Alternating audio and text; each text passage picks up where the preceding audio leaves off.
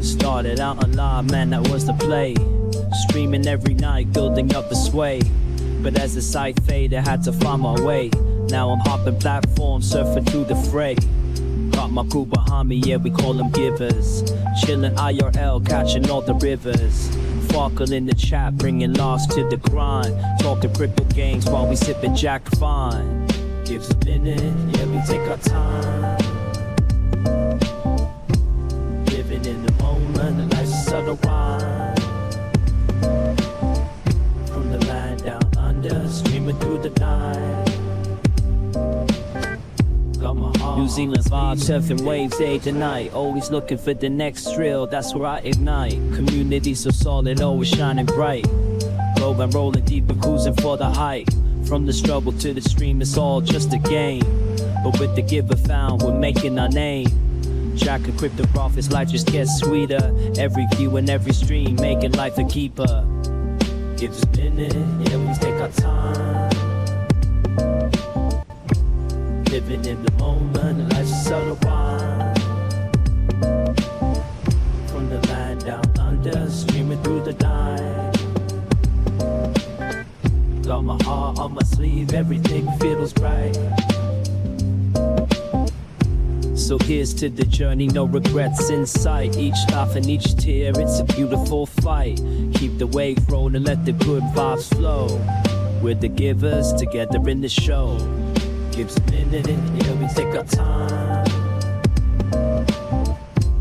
Living in the moment, the life's a subtle rhyme. From the land down under, streaming through the night.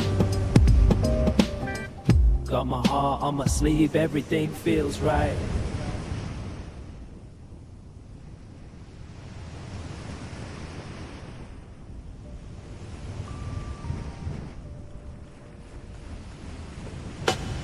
Script is how we play a game. From start to the next, I'm chasing fame. With the gear behind me, changing scenes. So through the internet, living out the dream. Got my acoustic strong, curing and chill for cracking jokes. Go stop the thrill. In the land of Kiwis, we ride the waves. Our most streams phone, no better days.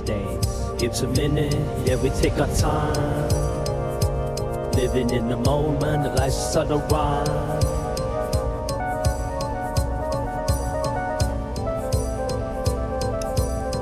Hello, the internet. It is Wednesday, the 21st of January, 2026, and welcome back to the channel. Rob Muller, g'day Benon. How are you? I'm good. I really like Footy Boys content. I actually have been binge watching some of his old videos lately, same as yours. I don't know who Footy Boys is. I'm going to assume it's a football related channel, and with that in mind, I'm not really into the footy. I'm an unusual Australian. I don't know anything about motor vehicles, and I don't follow the football, which can be interesting when well, it has been interesting. It's interesting right now. There's something that's playing out which is kind of interesting, but footy, I feel like I'm meant to know about football and I just don't. And it's comical to me, but it's also, I don't know. I'll just leave that there. But Toothboy's content, it auto-corrected to footy. Oh, shit. Okay, you're talking about Toothboy. Hello there. You're talking about Gordon, not Gordon. What the hell is his real name? How come I don't remember his real name? Well, it's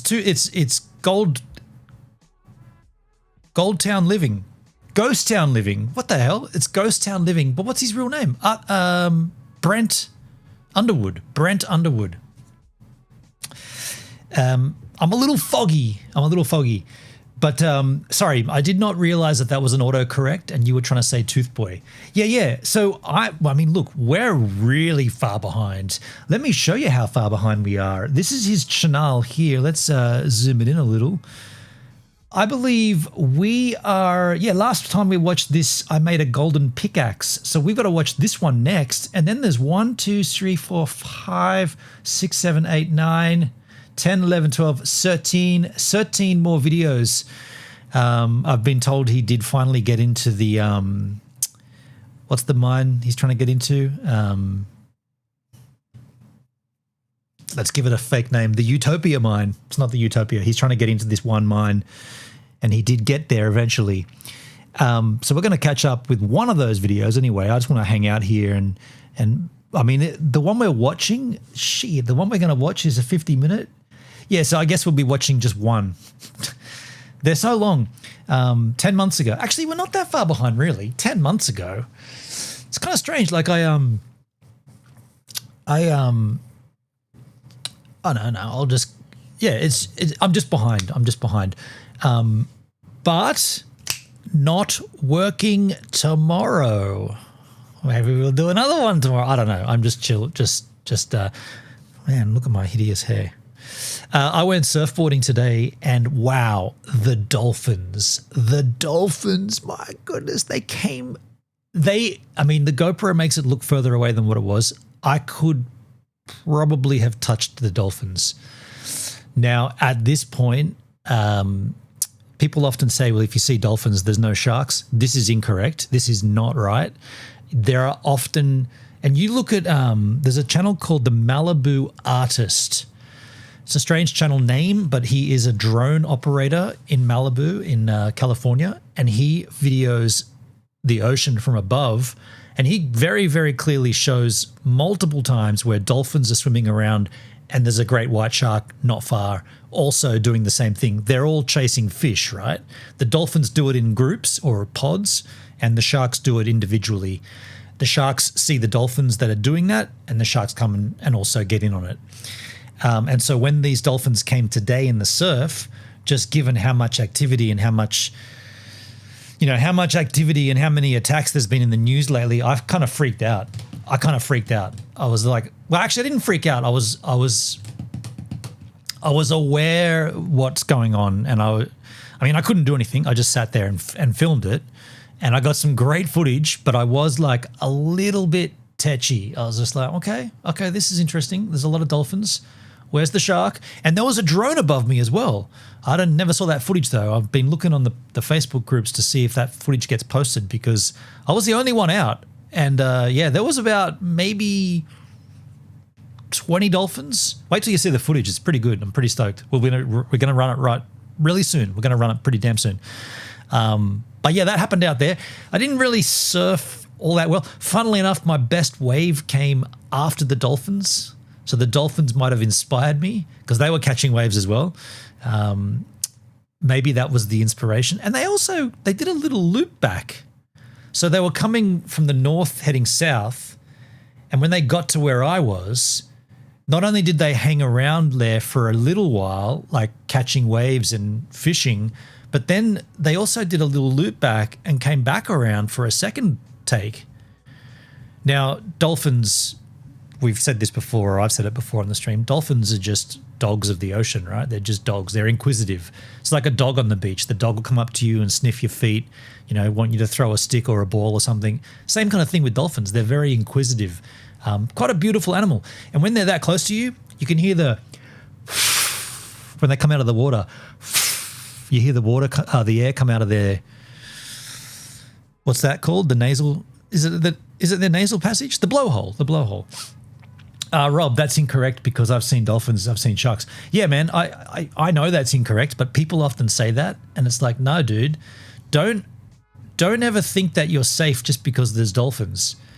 In fact, when I've been up on the point here at Crookies and there's been dolphins come through, some of the other surfers have. I've been in one instance where some of the guys paddled in. They're like, I'm not staying around. And then I've been in one place where another surfer was banging on his surfboard, like bang, bang, bang, to try to like distract them. That's the other thing you'll notice when you see this footage of these dolphins. I cut to the underwater camera, or the GoPro that's under the water, the mouth mount. So the board mount's always above the water, or most of the time. So I took the one out of my mouth, put it under the surface, and you can hear the dolphins. You can hear them like talking dolphin talk, doing like pops and crackles and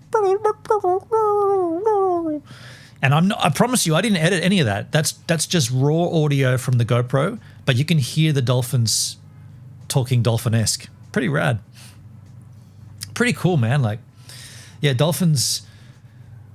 I mean, yeah, we see them all the time here. It's very, very common. It's funny when you see tourists, they froth for it, they get all excited, but yeah, it's pretty damn common. But I guess if it comes to you right while you're surfing, oh, excuse me, I didn't sleep so well last night. Yeah, I didn't have the greatest sleep last night, but the I'm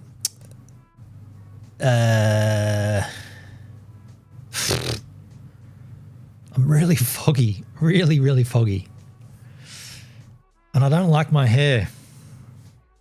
I've never liked my hair though, but it is what it is, you know. It was wonderful to see Dale in the house the other day. Dale in the chat. If we can work on Hendrik and then Shyla, then we could be back, you know. Yo, Dugsky, speaking of wonderful. Hi, Gives. Good to see you. Thank you, man. Just to swing it in quickly. Yeah, good to see you, man. Good to have you. Good to know you. Yeah, I mean, look, let's just say that it would be, well, it'd be nice to have the crew. Be nice to have the crew back.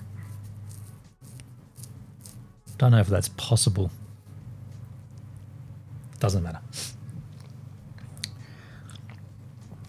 Either way, Dale swung by yesterday and donated. I mean, far out, I don't deserve that. Like, shit, man.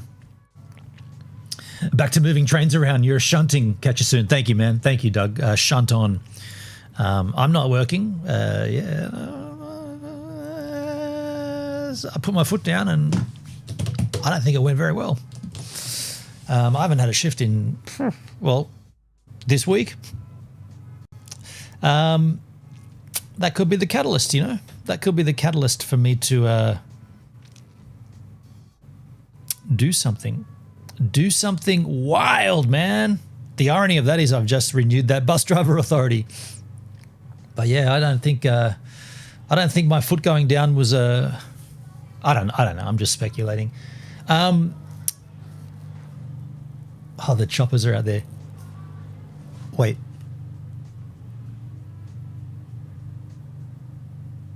Doesn't sound like a Navy. I think that's a lawnmower. Whenever I hear choppers out there, I think Shark Attack, but then most of the time it's the Navy doing their training runs, but that's actually a lawnmower.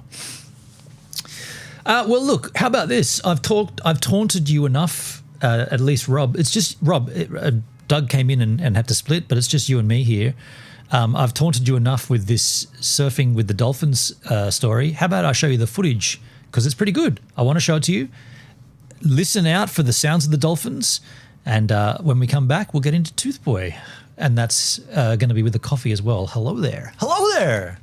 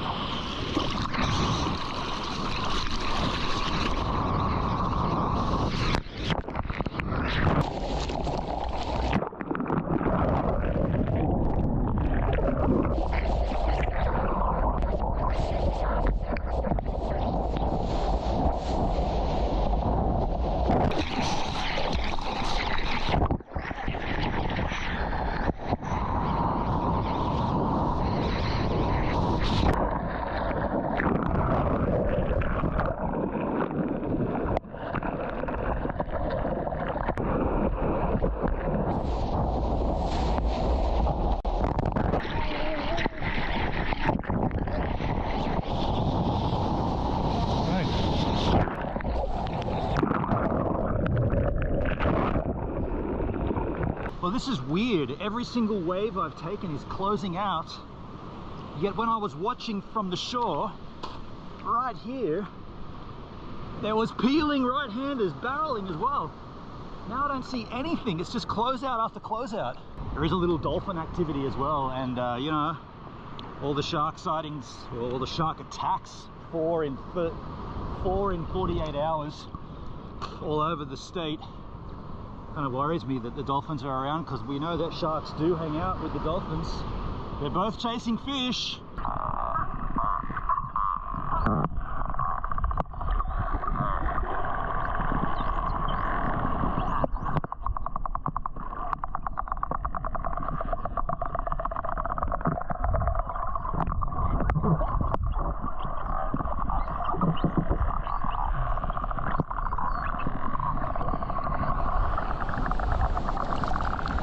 That's a lot of dolphins.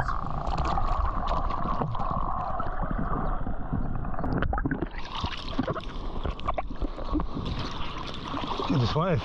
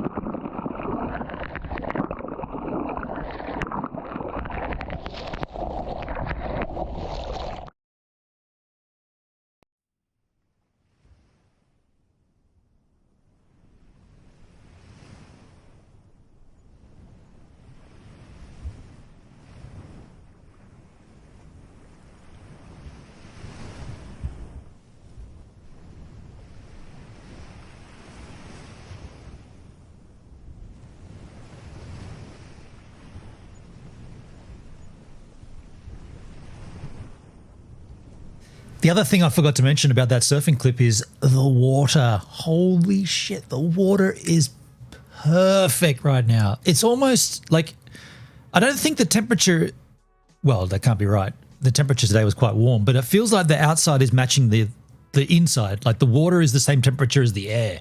It's amazing. I don't think I'm probably not going to need a wetsuit pretty soon. Actually, February is the hottest month of the year. February, typically I don't wear a wetty. But then you get rashy, like you get rash on your chest and area. So I don't know. Maybe I'm going to have to just go with. No. I'm gonna February. I'm gonna just go boardies. You know, it's the one month of the year when you can rock boardies. But how about those dolphins? Did you hear it? Did you see it? Did you feel it today? Robert Muller, are you still here? I hope you saw it. Then they were pretty cool anyway. If you're not here, then you missed it. Bad luck, but it doesn't matter. I enjoyed it, and the dolphins were cool. the other thing I was checking whilst that was rolling, Bitcoin has dropped to under 90,000 for the first time in a while. I mean, 89,300. I mean, I'm not doing a crypto stream right now, but if you were ever thinking of investing, now would be a good time. Not financial advice, but it is down. It's on a downward tear right now. 89,000. And the chart's pointing down. So I don't know, maybe now's the time to invest a little skis. Up to you. Do what you will. I'm looking at all the staking options in Exodus Wallet. I think I should move all my assets in there and just start staking them. I mean, I'm earning 55 cents a week right now with Ethereum, earning 55 cents a week. Shit, yeah. Cardano earning 4 cents a week, but you can also stake other assets. I got Solana I could move across. But we're not doing cryptocurrency, are we? No, we're not.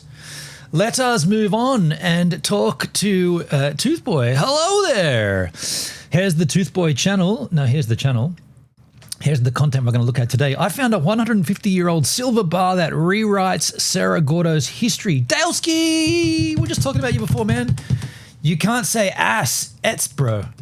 Assets. Assets. You can't say assets without ass. I was just saying before, man, I don't know if you go back and watch it, but I was saying it's nice to have you back. And then I even went ahead and said, if we could get on working on getting Hendrik and Shyla back, the gang would be back together. That might be hard to do, though. Pretty rough waters there for a while.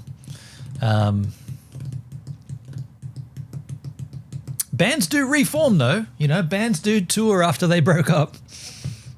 I think there's more hope of getting Tracer to reform than that shit. Oh, boy. Yeah, I know. I just had that thought or that feeling, you know, like when you came in and then you donated, and I don't deserve that shit, and you did that. I was like, wow, man, can we let the good times roll? I don't know. Miracles happen, I suppose. Yeah. They don't really seem to happen to me, though. The miracles seem to pass me by. Although I'm still breathing, I'm still alive. That's a miracle in itself. Yeah, like I said yesterday, and I don't want to dwell on this, but people die. You know, people don't make it to 50. So like you can whinge and bitch and moan and talk all the negative shit, but you're still here. Like you're still kicking. And not doing too bad, you know, like surfing and exploring and having a good time and getting out there and enjoying like local areas and yeah, sometimes, no, we'll just move on. Toothboy, come and give me some goodness, you lovely ranger with beautiful teeth. Hello there. Hello there. My name is Brent, and this is the abandoned mining town of Cerro Gordo. And in this video, I am on the hunt. I'm glad that you mentioned that. While we're still alive, let's be our best selves. That's kind of the vibe I'm going for. Like, you know, because like, I mean, Rob Hurst just died. Rob Hurst being the drummer of Midnight Oil, he just died. In fact, you know what? Let's take a moment. Let's take a moment to honor Rob Hurst from Midnight Oil. Let's go to my website and let's find, I've photographed the Oils once, but I also photographed The Break, which is his other band. So let's take a look at Midnight Oil and The Break. And we will honor Rob Hurst. Here comes The Break.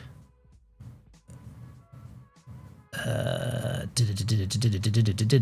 Break at the Gov in May of 2010.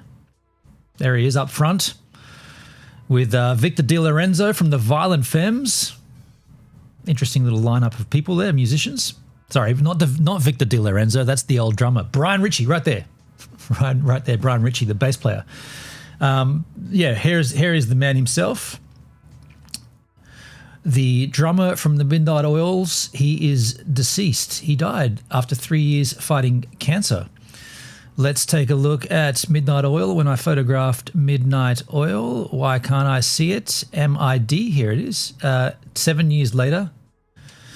Damn, dude, you really do have an extensive history with music. Yes, I've been very fortunate to shoot a lot of musicians And when someone dies, it's unfortunate that you can pull up photos from my website, but that's just the way it is, right? It's a small way to pay homage there. There he is. Explain Midnight Oil, their big hits. Well, they were probably their biggest hit probably would have been Beds Are Burning, I guess. That was their biggest international hit. Beds Are Burning, but they had big hits in Australia before that with their 10, 9, 8, 7, 6, 5, 4, 3, 2, 1 album. But Diesel and Dust, I guess, was their most acclaimed international output. Yeah, and that's the break. When Midnight Oil went on a hiatus, Rob Hurst went ahead and did something else for a while. But yeah, anyway, so just a little respect there to the Fallen, and the point of it is that, you know, it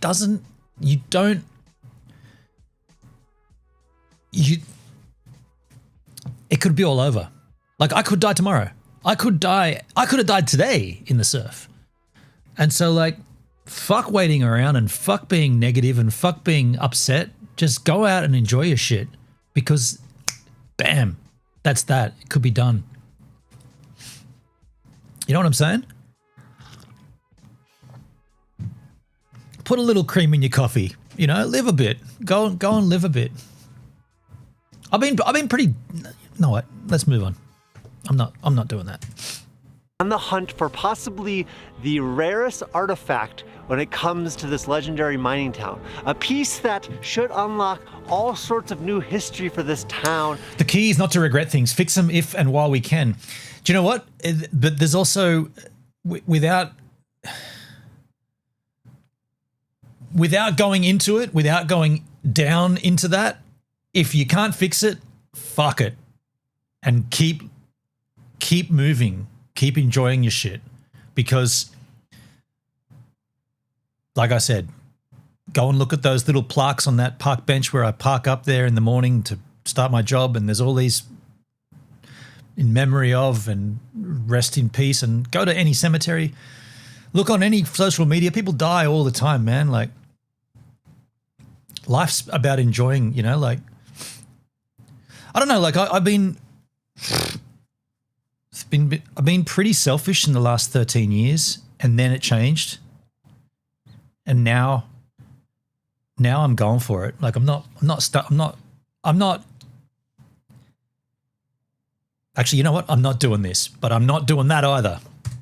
After we can get it to a lab, I am also on the hunt for a one-legged miner and his three-legged dog to learn more about the restoration efforts of another abandoned mining A one-legged town. dog? I am also going to be bringing windows up our 8-mile twisty road to continue the reconstruction of the American Hotel. Windows? You should get a Mac, dude. Don't use Windows, you dum-dum. No, he's putting Windows on the American Hotel. You know, the one that burnt down miraculously? Mysteriously? Here in town. And finally, I am dipping my toe into a new hobby. Something that will bring all Cryptocurrency? sorts of cool new things to this old town. And that is a sawmill. This video is another month living. Now, how the fuck did you afford a sawmill? Oh, that's right.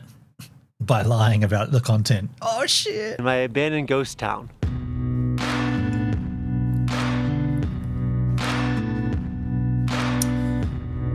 I won't continue on this road other to say I'm very glad you and I are still friends. Dude, it was rough. It was rough there. There's no denying that.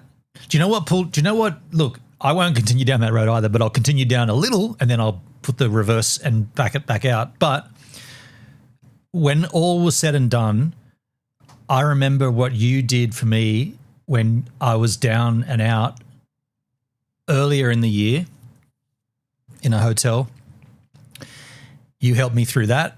And so there's enough good there to be able to go past that and bring it all around full circle. That's what I thought anyway when I was going through all that. Yeah. But definitely a rough road there for a while. And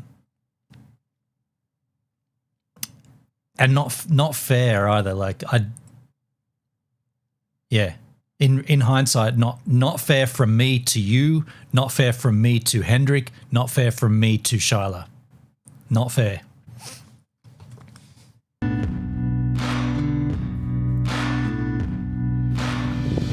we could go back to 1865, we would be able to see this patch of land behind me go from just another bit of mountain range into the largest silver mine in California.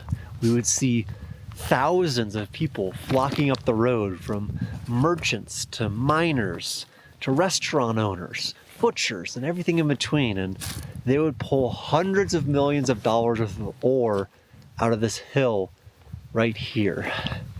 Then, just a couple short decades later, the ore would be lost, the people would leave, and the town would be abandoned. I don't give up on friendships easily. Call me the determined Dale Behold. You think you're determined, dude. I'm the determined German. Maybe that name needs to be that name needs to be updated to the delusional German. Yes, I'll claim that. I'm the delusional German. Actually, can delusional be good? Can that be good, or is that always seen as negative? Can I actually ask ChatGPT that? What was that noise? Doesn't matter. I just got to make sure when I open up ChatGPT, I've closed off the sidebar, because I've been using this for a lot of shit lately. Me and ChatGPT are on a newfound relationship, let me tell you. Can the term delusional be a good thing? Gives a delusion it gives. Short answer, yes, it's sometimes. Long answer, it depends who's saying it, why. Okay, we don't really want to go into the who's and whys. When it can be good, colloquially, people can often use delusional mean to be radically optimistic, unreasonably confident, believing in something before there's evidence, in the sense that delusional is basically faith plus stubbornness plus imagination. Oh, dude, I like that. Faith plus stubbornness plus imagination. New album title. That kind of delusion has powered entrepreneurs who keep going when everyone said that'll never work, artists who believe their work mattered before anyone else did, athletes who thought they could win when the odds said otherwise. Interesting. You'll hear phrases such as, you kind of have to be delusional to think you can pull this off. Healthy delusion is how anything new gets made. When it's not a good thing, ChatGPT is my ex-girlfriend. Tell that bitch Dale says you still suck. Yeah, well, I went through a period where it wasn't really it wasn't really helping me for a while, and then it did. However, there has been some it's got a few things wrong. When it's not a good thing, clinically or seriously, delusional means holding beliefs that are demonstrably, I've always struggled with that word, demonstrably false, being unable to update those beliefs even with clear evidence, beliefs that cause harm or major dysfunction. Man, all right, you know what? I don't want to go down this road anymore. It's I'm just backing out of that. It's I'm just going to back out of that. I don't want to discuss anything like that anymore, ever again. And that gets a little too close. Waiting for its next life. And over 100 years later, I came here in March of 2020 to try to do just that, to try to bring this old town back to life. Which March of 2020. So that's pretty much, that's peak COVID, right? March 2020, right? That's when we must have discovered TB. Been very challenging, and I would say at the top of the challenging list has been the rebuilding of the American Hotel. It was a devastating blow. It's good that you have yourself back again, the Gibbs we all know and love. Thank you, Dale. Yeah, cheers, man. Yeah, thank you.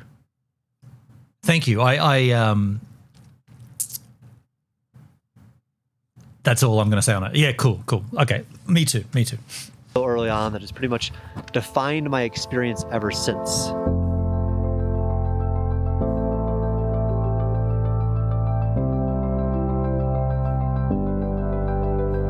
Oh, the American Hotel. Way back when. Let's watch some TB. Coming up soon, there'll be some outdoor streams, some streaming from Govan. I'm I'm out there soon, dude. It's going to happen. We're going to be out there camping. First place I'm going to go to, Arthur Boyd Lookout. No, George Boyd. Arthur Boyd's that guy here. George Boyd Lookout. Going to go up there for a night. Get out and just get amongst the scenery. Some live stream action. Yeah, hell yeah.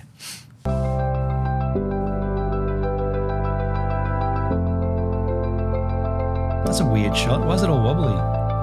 Oh, the wind.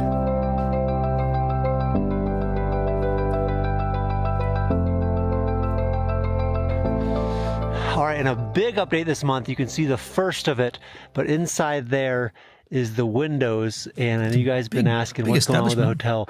This is what's going on in the hotel. And we have Kyle back. Kyle, what are we doing these days? We are back up on the mountain. We're going to install some windows, finally, after, 6-7 months of waiting. Go find some beautiful opals, you wanker. Do you know what I was thinking about doing, man? In all seriousness, and I know this is going to sound pretty far-fetched because of last time and whatever, but, well, I've got a van and I don't have any commitments.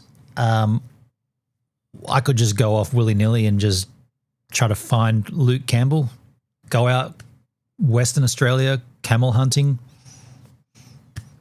There's no reason for me not to just go off willy-nilly. There's zero commitments. And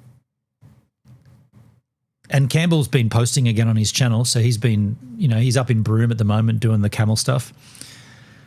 That'd be epic. I mean, look, realistically, that's an epic journey. Like getting to the Rock was a pretty damn big journey on its own, but this would be double that, literally across the whole country.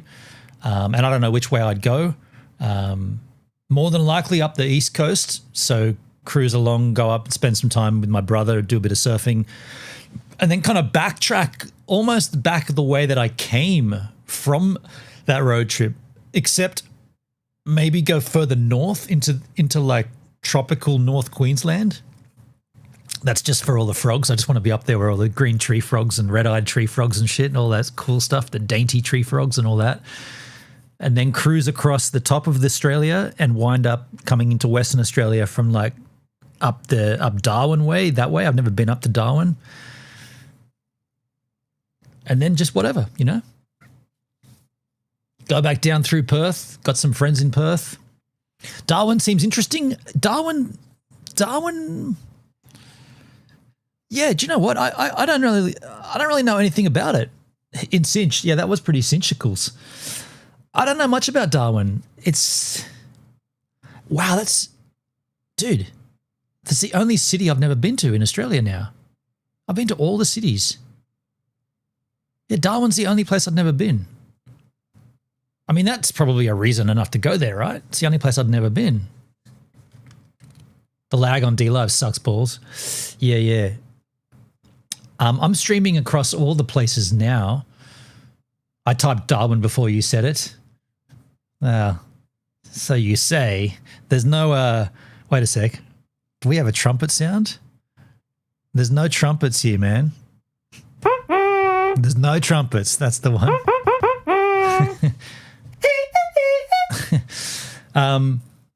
Fuck this. I'm going to go to Kick. Yeah, go to Kick, man. Kick's better. Yeah, look, I don't know. I mean,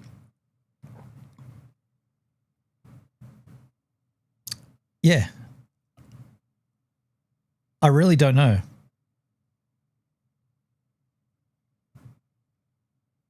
I mean, I do know because I do know that I can do it. Like, I can just shunt off.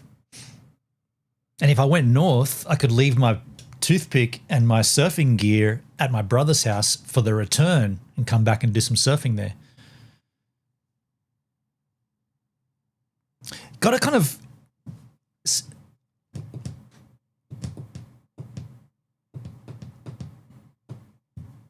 Yeah, I'm just trying to do this without doing it. Like I'm trying to do this conversation without doing the obvious. And I feel like there's something brewing here. I'm here now. Yeah, well, give us a little hello. Hello there. Yeah, I'm just saying, it's funny, man. Like, No. Just there's changes, right? Like it's kind of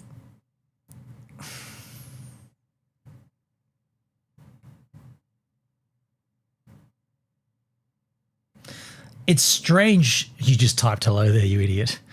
It's strange that Hello there. there it is. Hello there. Look at my head. I've got my head on his shoulders. What I'm struggling to say, or what I'm stumbling around saying, is that there is now a great opportunity to do something sick for me. Like, so why not do it? Like, on the one hand, I was going to do this, and now I can do that. And this was never presented because of that. So now that's there. Let's do that. I just don't know what that actually is. I know that I've got the whole country, and I see that's the other thing. That's what was going on in my mind. I was thinking maybe I'll go back to New Zealand. Maybe I'll go and work on some remote island somewhere crazy. But the reason I wouldn't do that is because I got GoVan. Like, GoVan's an old vehicle. It might not last. You know, touch wood, there could be something catastrophic that has to be repaired on GoVan that rules it out. But while it's still here and running well and set up well, I feel like I should make the most of it, right? And use it. Now, I have been in the last 3 or 4 weeks, I've been out sleeping in it a lot. I haven't been streaming any of it, but I shot a few videos and I did a little bit of content, but been out there sleeping in it.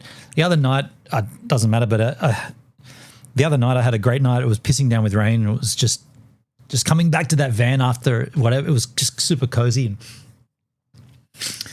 Time for you, no one else. Exactly. Go back while you're still young and healthy enough to do so. Because like I just watched this podcast this morning. It's a guy. Anyway, it's this dude he finished his podcast and he leant forward to give the guest a high five, and at the same moment he's like, "Oh, my back." And he was being legit too. He hurt his back just leaning forward to give a high five. And I was like, you know what? He's getting old. We're getting old. Everyone's getting old. Time to get it and go, right? Time as a way of catching up to our ass. I mean, time does that. Time will do that, and time has done that. And right now, in this window of time, it's a weird position, like a weird spot to be in, because it's like I'm just being super careful to not. I just don't want to make mistakes like I've done in the past, but there's nothing stopping me right now from doing whatever I want to do. That may change in time, but as it stands, I can do what I want. And so while that chance is there for me, I feel like I should take it and not go international, stay in Australia because I've got GoVan, obviously, yeah. Yeah, it's weird. It's weird where I find myself now because so much has taken place. So much has taken place that I'm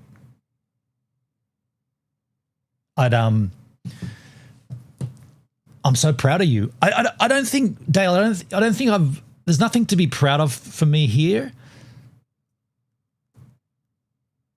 I don't think that's the right, like, I don't think you should be proud of me. You should be, like, there's much of me is upset with myself.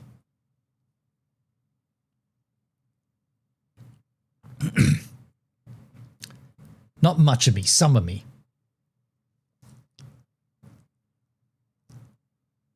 Some of me is upset with myself. But then the other side, the other some of me is like, no way, man.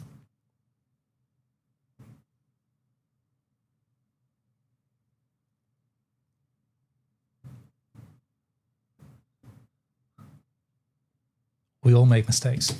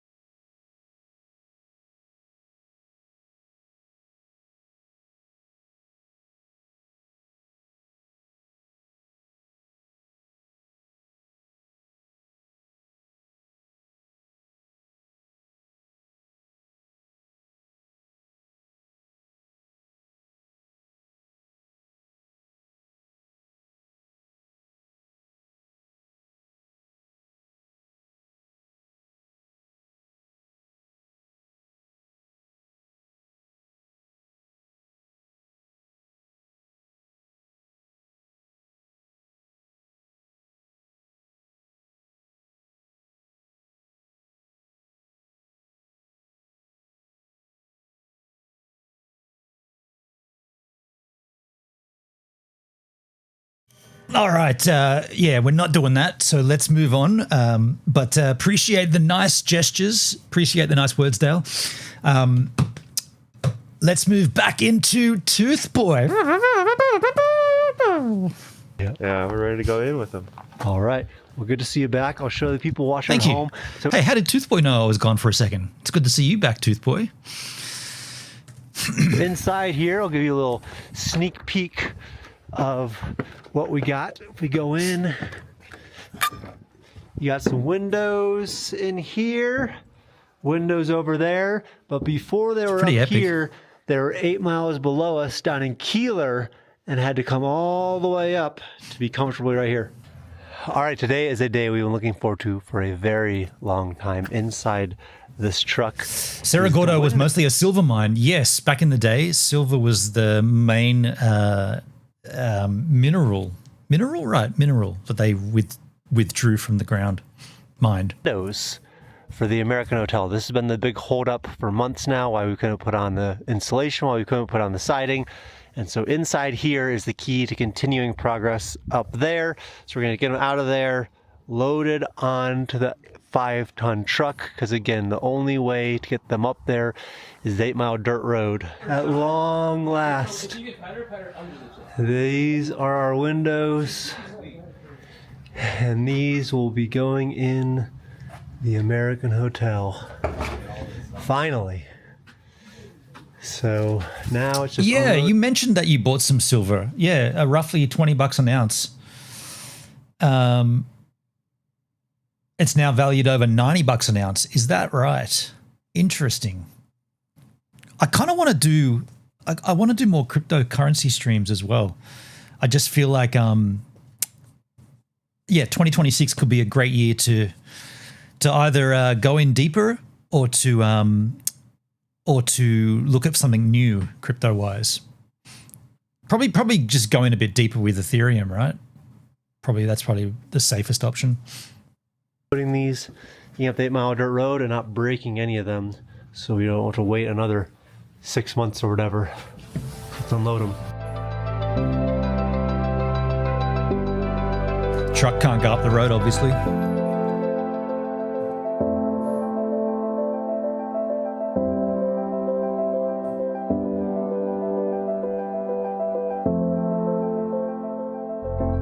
The road to Cerro Gordo has never been easy, and there's a lot of reasons for that. It's isolated, it's built in a wash, it's completely at the mercy of the elements. But to me, Whoa. it's a testament of Dude. the Are they glass windows? There's glass in those windows, right? Well, what else would there be? You want to be careful, man. Damn it, if Toothboy manages to make $1 on that hotel and tourist thing, yeah, I'd love to see when that does finally open. Check this when it wobbles, man, when these windows... at the mercy of the elements. But to me, it's a testament of the grit and determination of the people who... Oh, when he does make money, you'll admit your words. You'll eat your words and admit you were wrong. I don't think it'll be a roaring success, but I think it'll obviously turn over some money. But whether it's a profitable business or not, that's arguable. He's made some pretty fundamental mistakes, I feel like. Getting on the wrong side of the core audience. Like when it's found out that he was lying about the hotel burning, that'll be detrimental, like in a catastrophic manner. Yeah, that he won't be able to recover from that if that should ever leak out. Town. Those men who, standing in Keeler, a mile below in elevation, looked up at these mountains and said, yeah, we can build a road there. And that's exactly what Mortimer Belshaw did in 1878. He didn't see Cerro Gordo just as a sleeping mining camp. He saw potential, and he was determined to reach it. So his men blasted through rock, carved switchbacks into the cliffs, and slowly pushed an 8-mile road up the mountain. And by doing so, transformed this patch of dirt into one of California's most legendary mining operations. The road's in good condition. And today, he is a good storyteller. There's no denying that. the road is still a daunting, unpredictable... There's a bug that's floating around my room. It literally went up my nasal passage. My nasal passage. beast, especially when you're hauling something fragile. It's rutted, washboard, twisting. It climbs relentlessly, winding through the canyon. But then, just as you're thinking of turning around, the town reveals itself, and it makes the arrival feel almost like an accomplishment. It's a feeling I remember from my first trip up Boogerfly. here, and one that I'm reminded of every time we haul another load of building materials up this mountain. So far, they're looking pretty good. No damage? Nothing's easy getting up here, but these look like they should. So now, these, we're gonna go up there, hopefully soon. So we've just begun, but I can show you that the American Hotel now has windows going in. This has been a very long time coming, so I am very excited to look out there. That is a view of town from the American Hotel, which is almost hard to believe.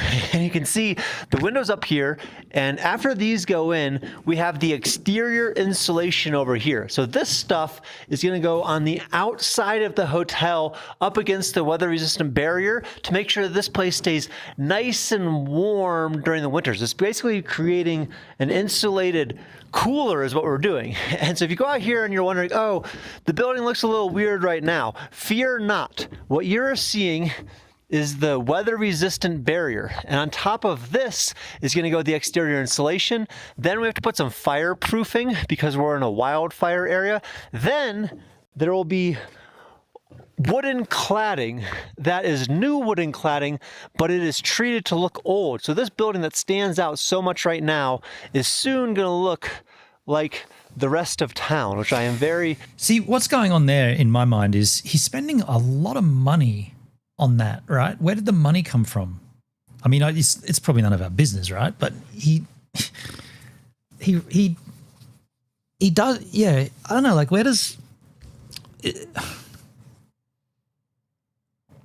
I mean, did he get an insurance claim from the burning down of the hotel? Was that what that was? He got an insurance claim? Determination can be a great quality. Make it happen. Damn it. I respect that. Yeah. Yeah, he's definitely a determined individual.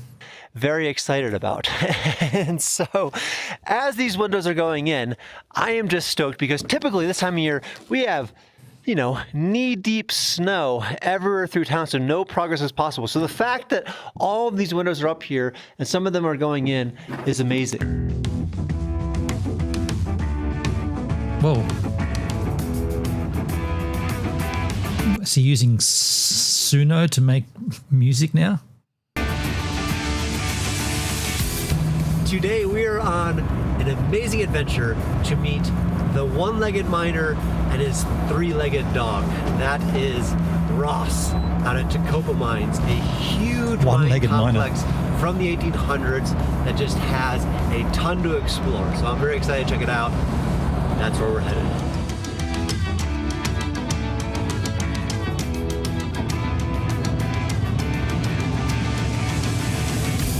All right, we are almost to Tacopa, and I'm going to let Ross give the full history of this area. But Tacopa was established pretty much when Cerro Gordo was established. I think 1860s. You know, by the 1870s, I know that Tacopa had a stamp mill. Eventually, they had a post office. They had all of these things. Tacopa. That's a cool town name. Tacopa or not Tacopa? To fall apart or to stand strong? Tacopa. Surrounding the mine, and like Cerro Gordo, eventually this went bust, people moved away, but what Tacopa had that Cerro Gordo does not is Tacopa has hot springs. Oh shit. And so a town continued around these hot springs, and these days the town of Tacopa has about 150 residents in it. And just beyond Tacopa is the Tacopa Mines, the Ross owns, where we are going. But be good if he could find a hot spring at Cerro Gordo and pump that water in. That'd be pretty rad. Pump that water into the town. About to go through Tacopa. I'll point out the hot springs, show you a little bit of downtown. Then finally, we will see the mines, meet Ross, the one-legged miner, and his three-legged dog, and hopefully get underground. All right. The Tacopa Post Office. Tacopa Hot Springs Road. About 2 miles that way, you get to some hot springs. We're getting a little later in the day, so we're gonna make it right out to the mines. I like these palm trees. Someone had some vision back in the day. It's very tropical, yet not. Seems we are approaching the Tacopa Mines. Here we are. I recognize these types of roads. They're pretty familiar.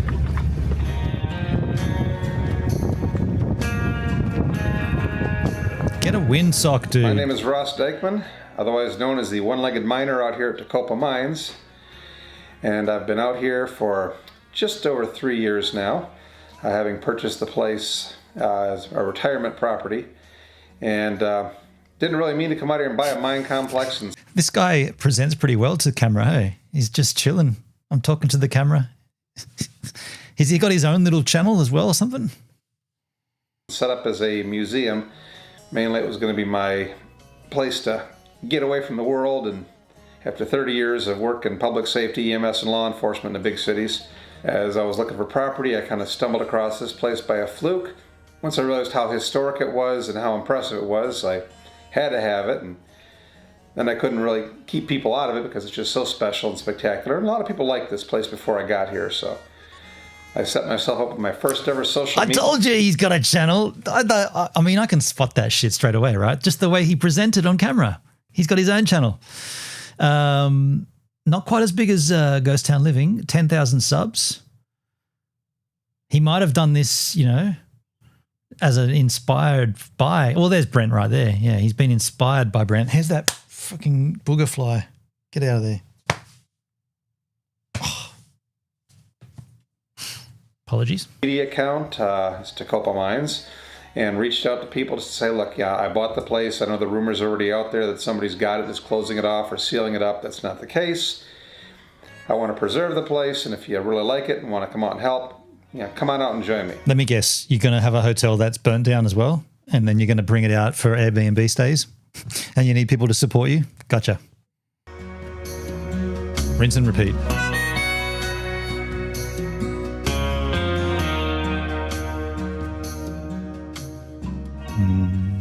Now we're going to head up to the Noonday Mine right now, which is one of the ones I take most people on the tours of. Noonday operated from 1877 really till about 1928, so it's the most historic mine on the property. And it's got a lot of the old timbering, miners graffiti, and small spaces you see in the old mines, so it's kind of neat for that. Looking over that way, you can see the remains of the old rail bed. Once upon a time, this mine had its own railroad out here. Between 1916 and 1920, this was the largest lead producer in the state of California, this particular mine. So, The road's a bit sketch. yeah, and he wants to come on these mine tours. This is the one we usually take folks through. So it's a step back into the historic Noonday Mine, 1875 through 1928. And we love having tourists up here, so come on up, give me a call. Oh, that's what you'll be seeing. I like how they patch spots in the cribbing little dynamite boxes. Nice. Yep. This mule, one of the miners drew. I feel that mule's 130 years old. That's carbide lamp. Wow. That's why I like this mine. It's got most of the history in it. Yeah. Yeah. Can't get an ore car through, just kind of chop Chop it with till your it hand. fits. Room off to the side here, old dynamite storage or dry, and you got some miners' lunch pails hanging up over there we just acquired. Oh, yeah. Let's get back in here where it opens up a little better. Sure. As we collect period artifacts, we bring them back in here for display and storage. So, like some of the mine drills we got here. This is actually one of the original old Widowmaker stopers. Wait, he's called the one-legged miner, but we haven't heard why yet. Has he got a wooden leg or something? He didn't really touch on that, did he? Does not have an air or does not have a water hookup. So this is one of the ones you read about that caused so much dust the miners get silicosis breathing it in. Yep. They eventually started running water through the later rounds, like these guys here. But that's one of the old originals. So.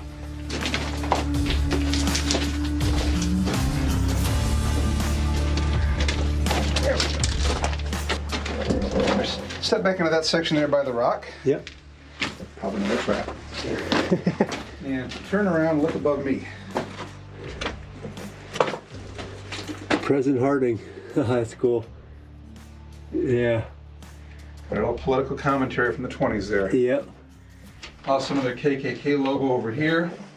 Wow. Bill Winters, one of our miners who tagged the mine a lot, usually in the lower levels. Yep. His tags are all early 20s. He usually dates them. And Ford for president over here from when Henry Ford was considering a run in 1924. That's cool. Wow. And you'll see some IWW markings through the mine here. Industrial Workers of the World, the Wobblies. Did you have them at Cerro Gordo? Not that I'm aware of. Okay. Your mining manager will probably a lot happier about that. It's America's first large-scale union of unskilled workers. They were pretty heavy in the metal mines and a lot of the other industrial factories back east. Formed by socialists, Big Bill Hayward, Mother Jones, and a couple like that. Very militant, very activist, believe the workers should seize the means of production, rise up. And in fact, that's what they got them crushed was during World War I, when the U.S. entered the war, the IWW opposed the U.S. entry into the war, and they started doing strikes and slowdowns in the mines, and the government said, okay, we've had it with that. They crushed them, deported a bunch, put a bunch in prison. But Big Bill Hayward actually fled to Russia, where he spent the rest of his life. But they were the first attempt at real union organizing, and it was a wake-up call. The mine owners had to start listening to the workers and recognize some sort of unionization. Oh, that's cool. Indiana Jones. Wow. That is cool. That's what I said.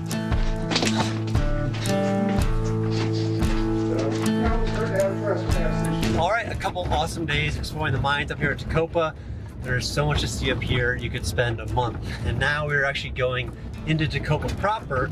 We're gonna hit the date farm, we're gonna get some food, we're talking a little bit more to Ross, We're gonna wrap this trip up. Go to the hot springs, man. I want to see that shit. Wow, look at this place. This is the date farm. And talk about like a Shangri-La. You're going through these crazy dirt formations and suddenly palm trees and date trees. Wow. And it just seems like you hit an oasis. That is cool. It reminds me a little bit of Saline Valley Warm Springs. So where are they getting fed water Let's get from? here, see what these dates I'm hearing so much about.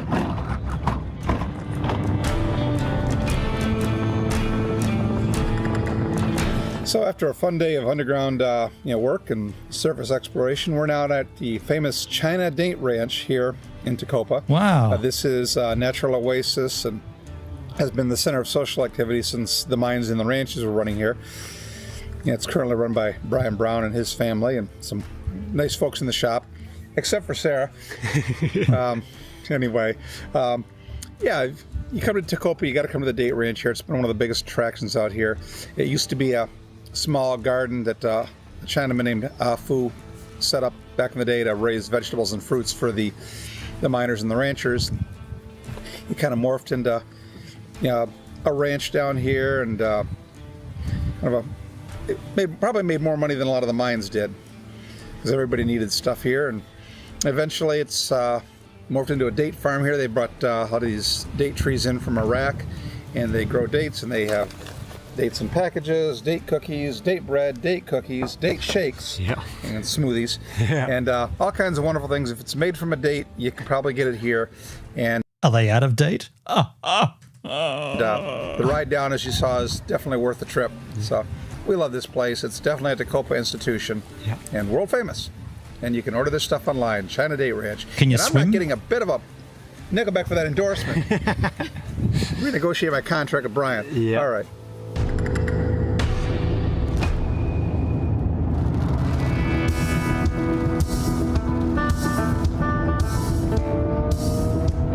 So over the past few months, I have been collecting a lot of the downed pinyon pines from around Cerro Gordo in hopes of feeding a new hobby, and that is woodworking. Ideally, sawmilling, creating our own lumber to hopefully create our own furnishings for the American Hotel.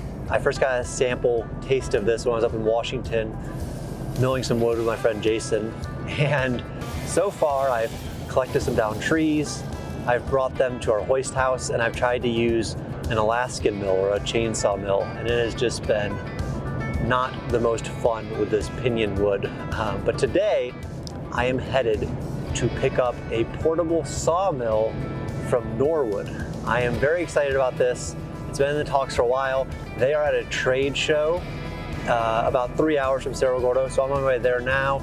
We're gonna pick up the sawmill, bring it back to Cerro Gordo. This guy's got endless money, right? He's going to buy a sawmill?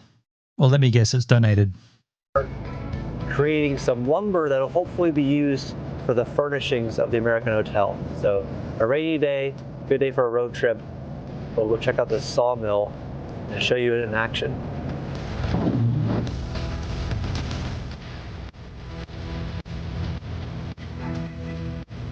I'm Brian Shelsmo. I'm the chief sawyer for Norwood Sawmills. We're here at the World Ag Expo in Tulare, California. We've got our HD36 on display here. It'll do a 36-inch diameter log. Comes with enough track standard to cut a 13-footer. We've got an extra 4-foot extension on this, so you can do 17-foot. It's been a great show for us, and we're here now to show Brent how to run his mill.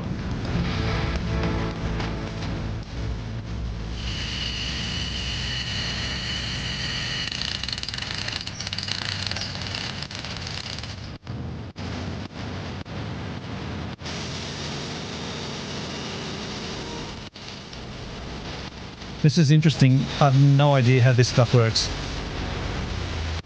All right, so Scott, my training. Thank you guys so much. I really appreciate that. No problem, Brent. We really appreciate you coming out. It was fun to work on the mill with you and teach you how to use it.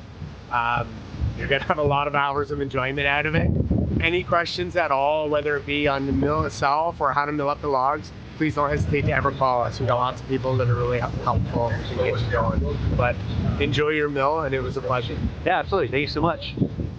And just like that, we're all hooked up.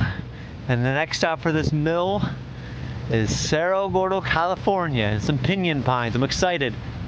Wow. Here it is, the beginning of a new hobby. Let's go. Wonder what that retails for. Be like 15,000, 16,000, something like that.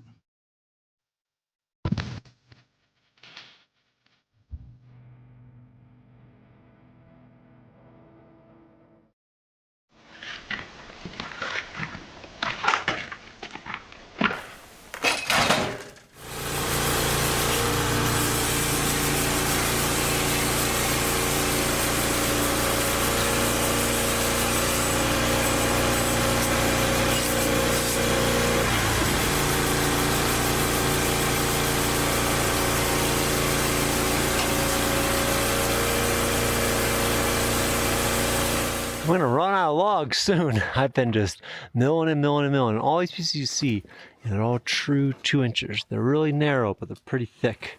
And it's funny, as you're milling them, there just becomes this like want to not waste anything. Even these little scraps I'm throwing over there, like this piece, it's too thin over there to do anything with. But this looks like it would be a beautiful like cutting board. And given this is my kind of first foray into this, I think I'm gonna try to make this into a cutting board. Nice. And maybe give it away to one of you guys, as my first project. But I got a sander, chop it off here, put some oil on it, see what we can do with this thing.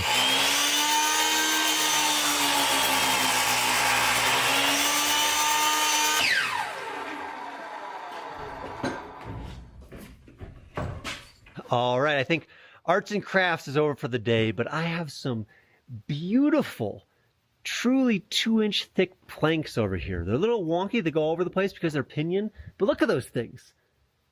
Those didn't exist earlier. And I am in love with this new sawmill. It is a lot of fun, and I can see these boards becoming something very beautiful for the American Hotel. That's my hope. Maybe a check. Wait. What's he going to do with them? Put them on the walls for cladding or something? In desk, maybe desks for every room. If you're out there and you can have a better idea of what I should do with all of these boards, let me know. If you're out there, and you probably should know what you're going to do with them before you mill them, right?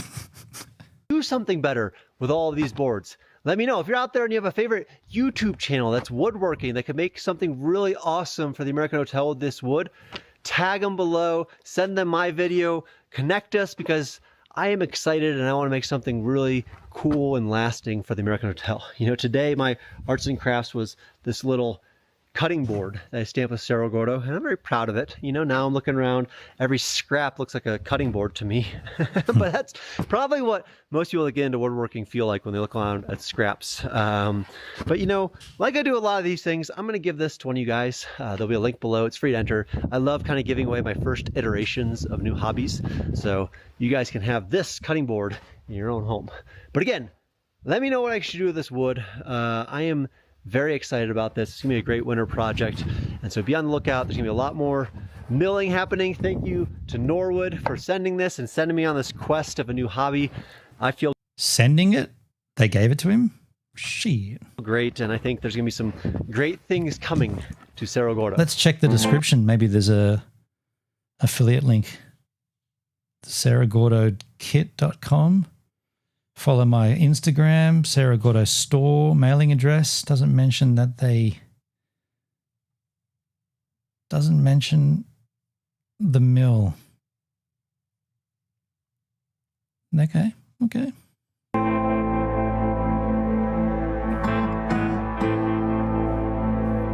So when it comes to the history of Cerro Gordo, this town that I get to call home, the real story is in the history that's been lost.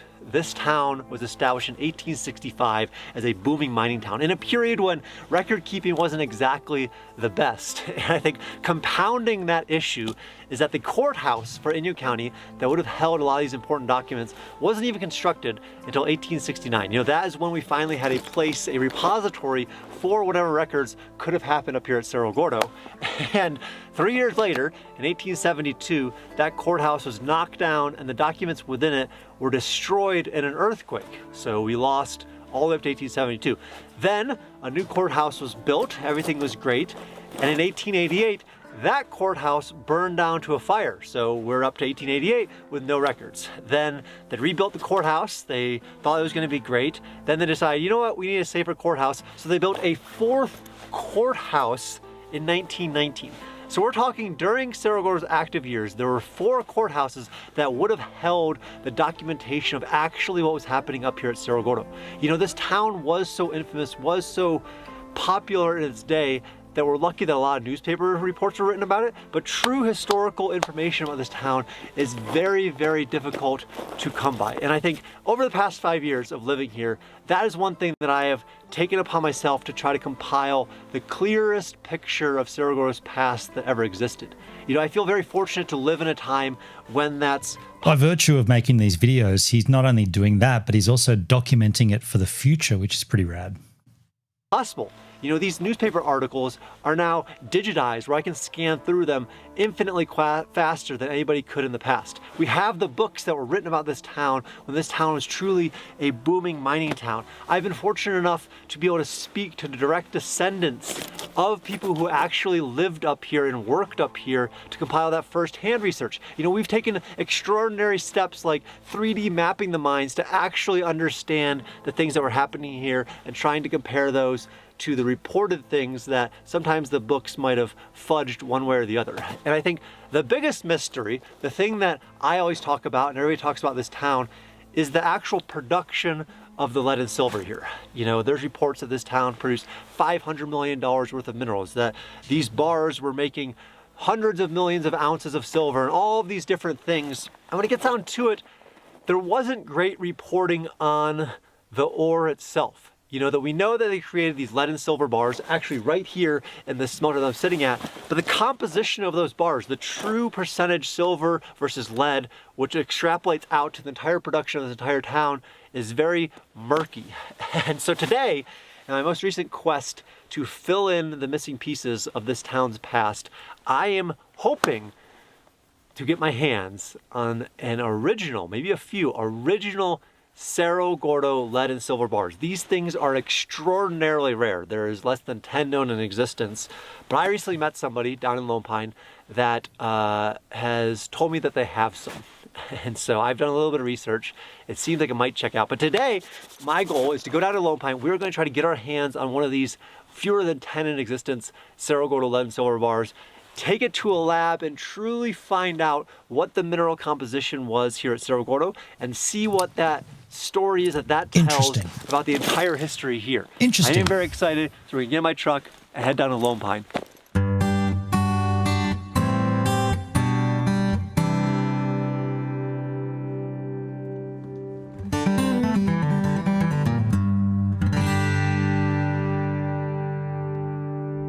You know, these bars back in the day were called pigs. And these pigs were the first step in the refining the ore at Cerro Gordo down to pure silver. And so the ore at Cerro Gordo was galena.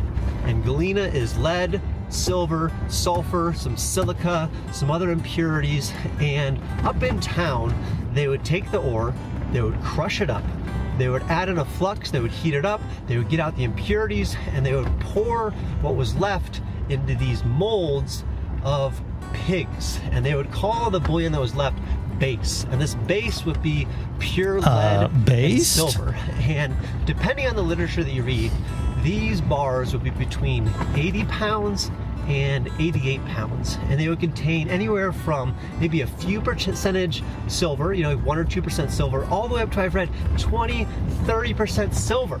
And so one of the reasons I'm so excited about getting one of these bars is not just to put it in the museum so people that are visiting the town, you know, all of you guys watching can see what built this town, what built Los Angeles, but my excitement is to fact check that, to take this bar to a lab, you know, have the lab test exactly what's in this bar. You know, the technology has advanced so much since the 1800s as far as assaying, where we should be able to get down to the exact percentage silver and lead that's in this bar, and that's able to allow us to add to history, you know, to truly say what was in these bars that built, you know, one of the most infamous silver mines in California's history. The other day, I was in line at the post office, and a guy came up to me and said, "Oh, Hey, hi Rez over on DLive. How you doing, man?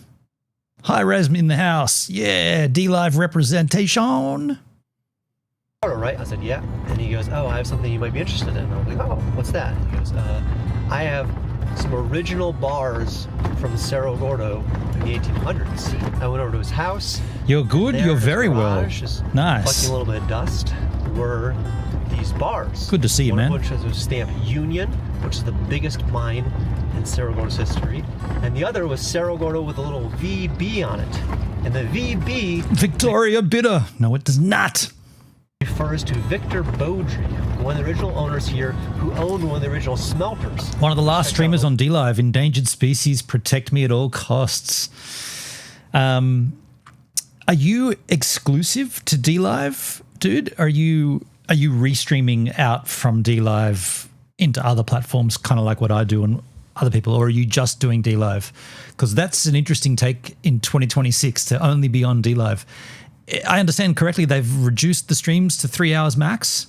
I streamed to Kick as well. Yeah. Cool. Yeah, I thought you would. Just the two of them. Oh, okay. Are you aware of Beamstream.gg? I don't know if you've been told about Beamstream. Beamstream is like a restream. It's a free alternative to Restream, and it allows you to multi-stream.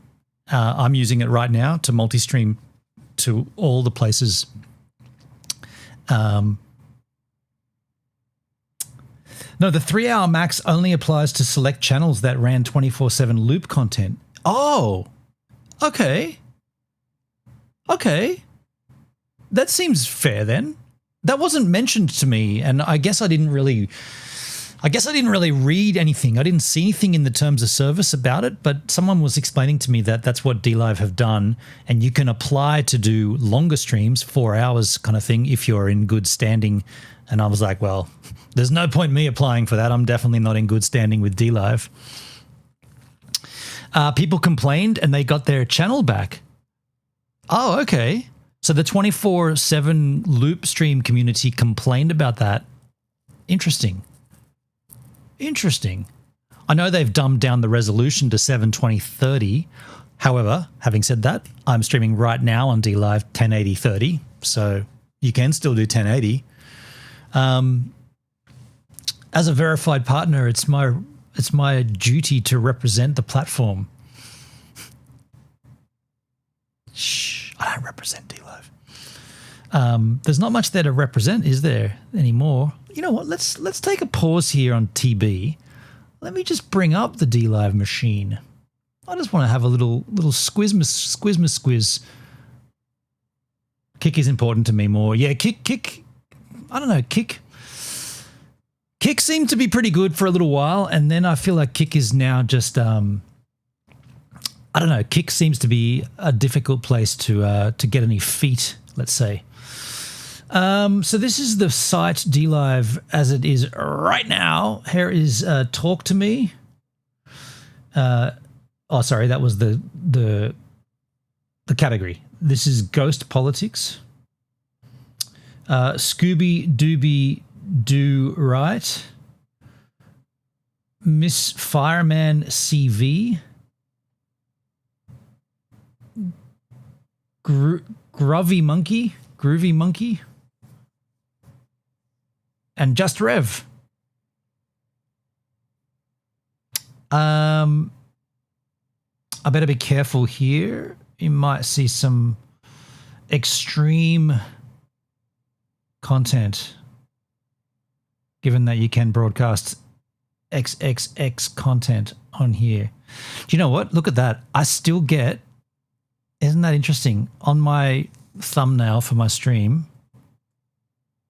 where did it go? Someone's playing Red Dwarf. Classic Red Dwarf. Where did my stream go?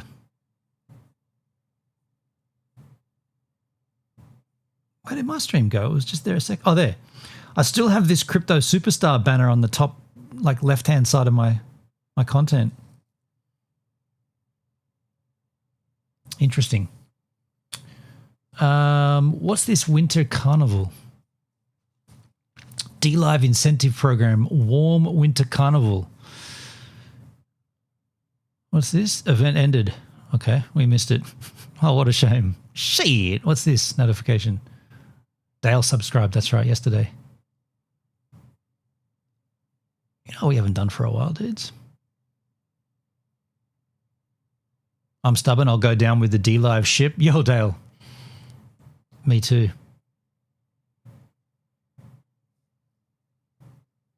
Me too. I'm just opening up the chest. No chest.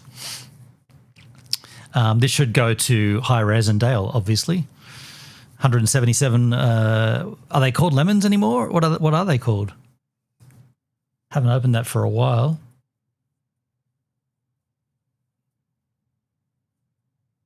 Netsky just donated right then. Netsky?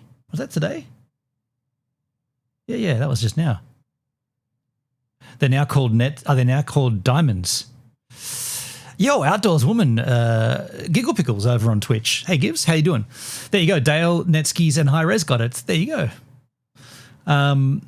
The chest is working, I guess.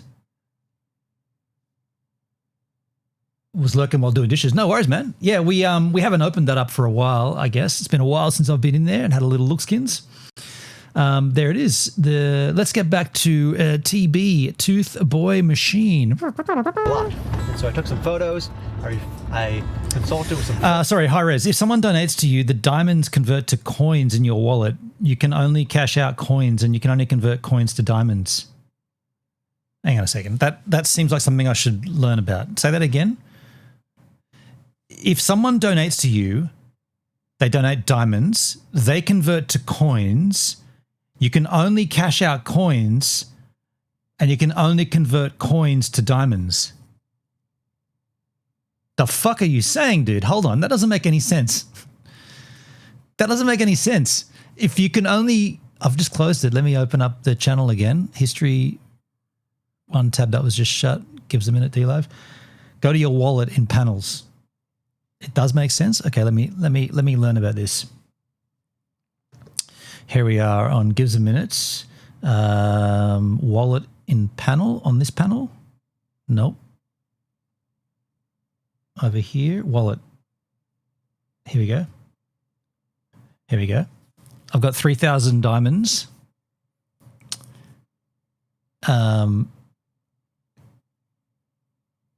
Yeah, that's it. So you can redeem them.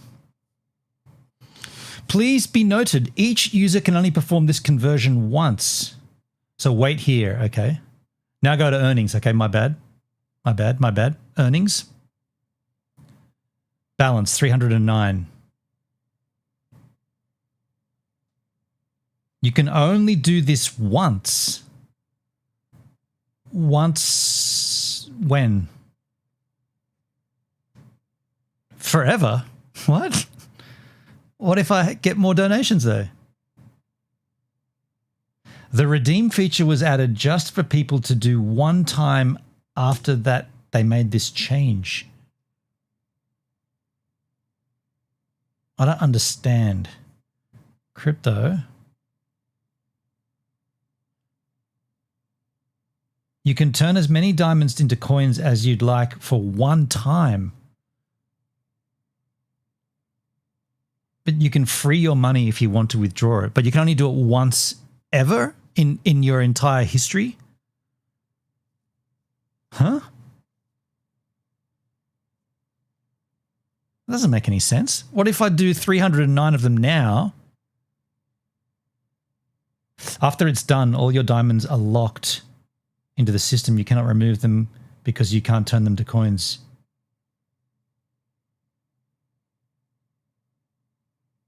Okay. Hang on.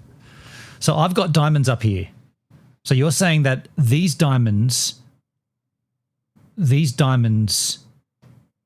need to be coins to be withdrawn. So I've got to... I know I'm being confusing. I'll slow down. Okay, I'm confused by diamonds and earnings. Maybe read the D-Live FAQ page. Jose Moscato, have a good day. Thank you, man. Thank you, Jose. Good to see you, dude. What platform were you on, by the way? That's on Beam. And he's already gone. I mean, I'm not going to do that now anyway, but I'm just wondering. So these diamonds were before they changed to... These are my existing balance, right? And you don't get diamonds anymore. You get coins.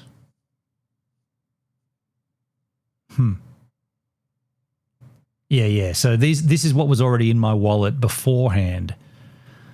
So I've got to redeem those, is what you're saying. Those are diamonds. They have to be donated. But this is where you used to withdraw these. This balance is the leftover balance that I left in my account after I withdrew the last time. This is what you used to convert to dollars.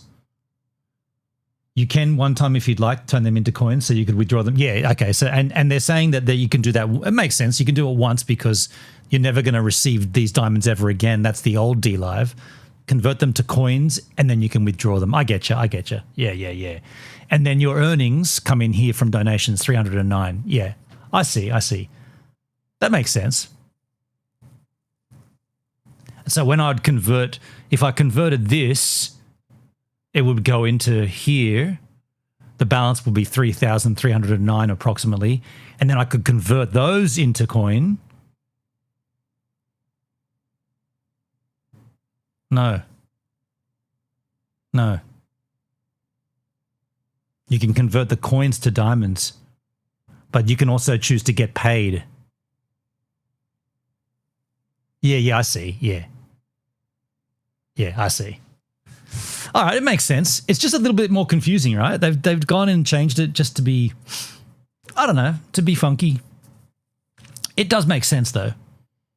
You can't get paid from diamonds, so you have to convert them. So the diamonds can't be, you have to convert them to coins. Should I just do that? Should I just do that now? I'll just do that now. I'll just redeem all of them, right? 3552. I'll just redeem all of them.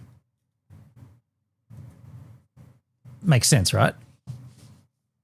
So then they become coins, and then if I wanted to, I could cash out the coins. Yeah, if I were you, I'd redeem all of them.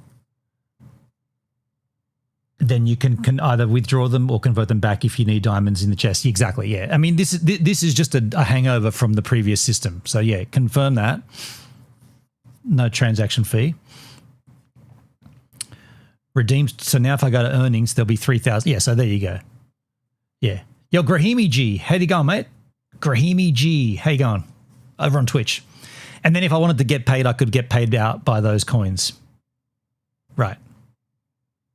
Yeah, it makes sense. That does make sense. They have changed everything, but that's... Anyway, good to know, even though it's not your main focus. Yeah. DLive is notorious for making things overtly complicated. Yeah, fully. Now, I'll just get off there for a second because I want to go and see the movie world category, if there's still porn. Movie world. And I don't want to broadcast that just in case it comes up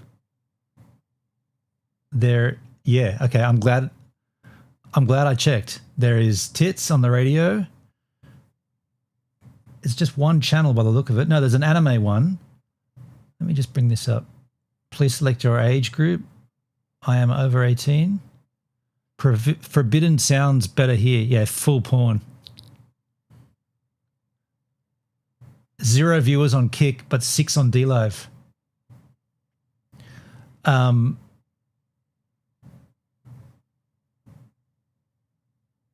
What exactly is DLive? Grahimi says. Well, let me get off that for a second. It's very distracting. Let me tell you what DLive is. As a verified partner on DLive, I can give you the rundown on what DLive is. DLive is a shell of a platform. At one point, it used to be wonderful to stream over there, and these days it's a ghost town. There's no incentive to do it. There's no incentive to stream there or to view content there. It is down, all the way to the left. with no chance of revival. There's no staff there. They don't give a shit. The platform seems to be sailing along aimlessly under the guise of Mr. Justin Sun, the owner of the Tron network, TRX being the main crypto on the Tron chain. Justin Sun owns BitTorrent, who also owns DLive, as far as I remember anyway, unless there's been a new buyer.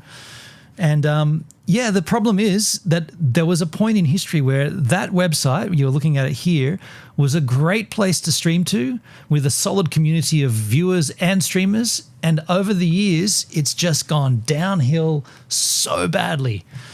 Nobody seems to care except for a small handful of streamers that still wanted to somehow come out of the pits of hell and become a platform again. One of them used to be me. I have definitely let go of that quite a while back now. I guess New Zealand 2022, I kind of gave up on it. I'm still partnered up over there. I don't know what that gets me, but I'm a partner. And yeah, I just don't have anything good to say about DLive at all. I have a lot to say negative about it. And that's pretty much it. Netski, I stream other places only. DLive has most people watching. Interesting backstory. Yeah. I mean, look, they're. I'll do this super quick, just for you, Grahimi. This is super quick. In 2018, PewDiePie was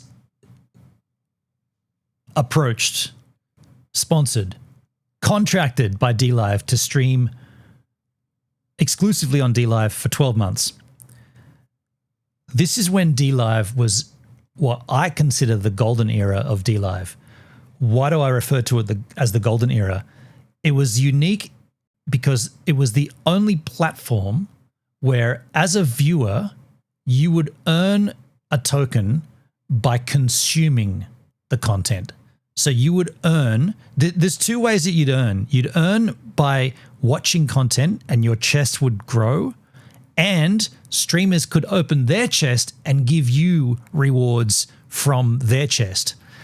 These rewards were what was called Lino. It was a cryptocurrency, but it wasn't a cryptocurrency. It was more an in-app currency. It was not tradable on any main exchanges, or it was in a testnet environment, and it was local only to the website, but it did have a dollar value, and you could earn that by watching content or by being donated or by receiving rewards from a chest opening. That's as a viewer. As a streamer, you earned it just by streaming. So when PewDiePie got his 12-month contract to sign up and go and stream on DLive, he was saying, hey, everybody come on over to DLive. I'm now exclusive over there, and you can earn by watching. I watched his video on YouTube, oddly enough, of him saying that. I was like, whoa, run that by me again. You earn something by watching the content, and then if you're a streamer, you also earn more of that by creating the content. I remember I was sitting on my bed. I jumped up, went to my iMac at the time, and signed up for an account. I was like, get me on DLive. I don't know what I'm going to stream. I'm not really a streamer, but I'm starting streaming. And we went out hammer and tong for a good maybe 3 to 4 years. Well, no, maybe not 3 to 4, maybe, at least 3 years. We went fucking deep in DLive. And long story short, that concept of earning and being rewarded, every time it morphed, every time it changed, it got progressively worse. And to the point where DLive ended up saying this whole thing is just gone. We're not doing it at all. However, everything that you've earned, you can cash out. And if you decide to, so the Lino didn't work, the testnet failed, so there was no chance of going to mainnet, so it was never going to be a fully fledged cryptocurrency. It was always going to remain in-app. But then Justin Sun came along and saved the day by buying DLive under the BitTorrent umbrella, and then all of those earnings were going to get converted to BTT, BitTorrent token, and they gave you, I think as a verified partner, I feel like it was 12% on top. So if you converted all your Lino or actually by that stage it was called Lemon. If you converted all your Lemon to BTT and locked it into the platform, you got an extra, I feel like it was 12%. 9 was normal. I think 9.9 was normal. And then verified partners got a higher percentage and global partners got an even higher one. And so what I did was I took everything that I'd earned, converted it to BTT, locked it into the platform, kept like adding to it, like compounding the lock or the stake, if you like, kept seeing the amount go up and up and up. And then at some point, I can't remember when this was, but it was Dale and Hi-Rez and Coin Captain, I feel, was saying, dude, you have to get out of this platform. You're going to lose everything. You have to get your shit out. Look at who this guy, look. And we did a little research on Justin Sun. I didn't do a deep dive, but I did enough. And I knew he was sketchy, right? I knew he was a super sleuth, super sketchy crypto dude. And so, yeah, at some point I listened.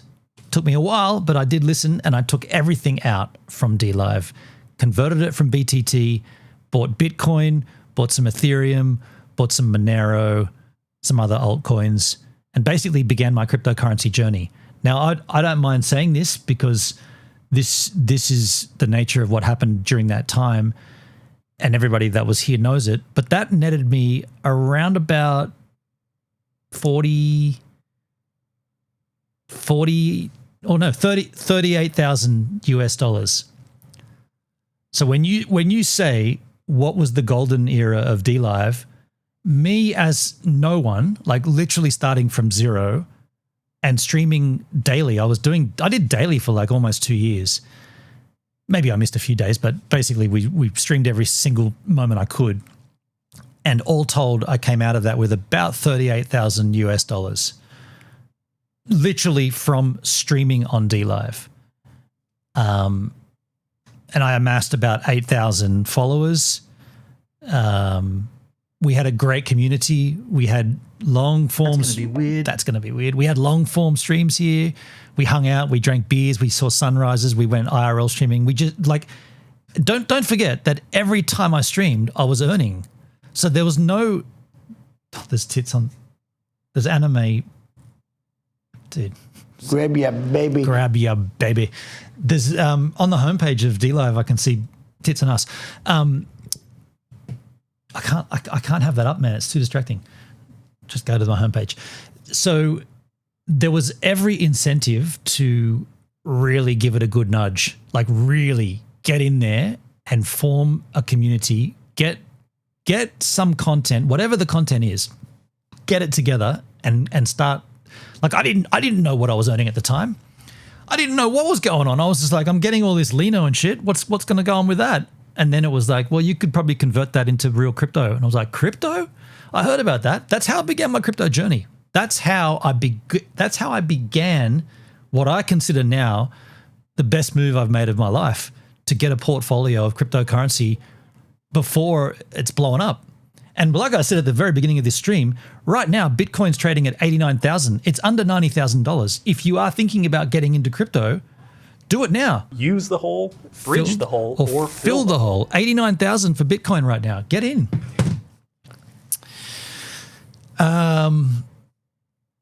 Sorry, I was disregarding the chat, but because I wanted to just give that spiel. The problem with DLive right now, in my opinion, is that it'll never ever be even close to what it used to be. Like when it was that golden era, that was such a unique time. And by the way, what else? Fuck, I forgot this.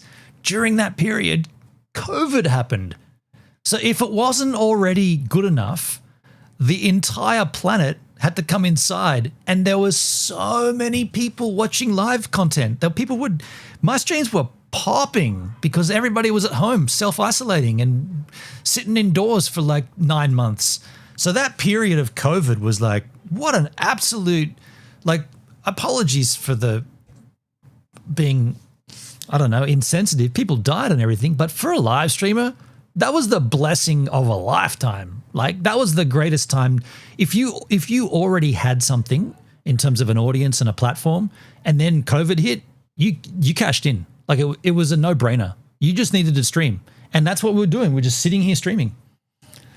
The stars were aligned. It was a unique point in time. I don't think it'll ever be. I don't think it will ever repeat like that. I don't think we'll ever have a position where that happens again. I mean, I could be wrong, but wait, I didn't hear that. I want to mow the lawn and go fishing. You typed it. It didn't come up. Are alerts down? No, you had one before. How come Mo didn't work? I just farted. I just farted worked, but Mo didn't work. I want to mow the lawn and go fishing. That was weird. You typed it the same way. You must have an international keyboard. You must have a Floridian keyboard. I want to mow the lawn and go fishing. There it is. I don't think C's one. Okay, my bad. Yeah, so that's my spiel about DLive, and it was fun. We see you gives it a minute. There it is. We see you. We see you.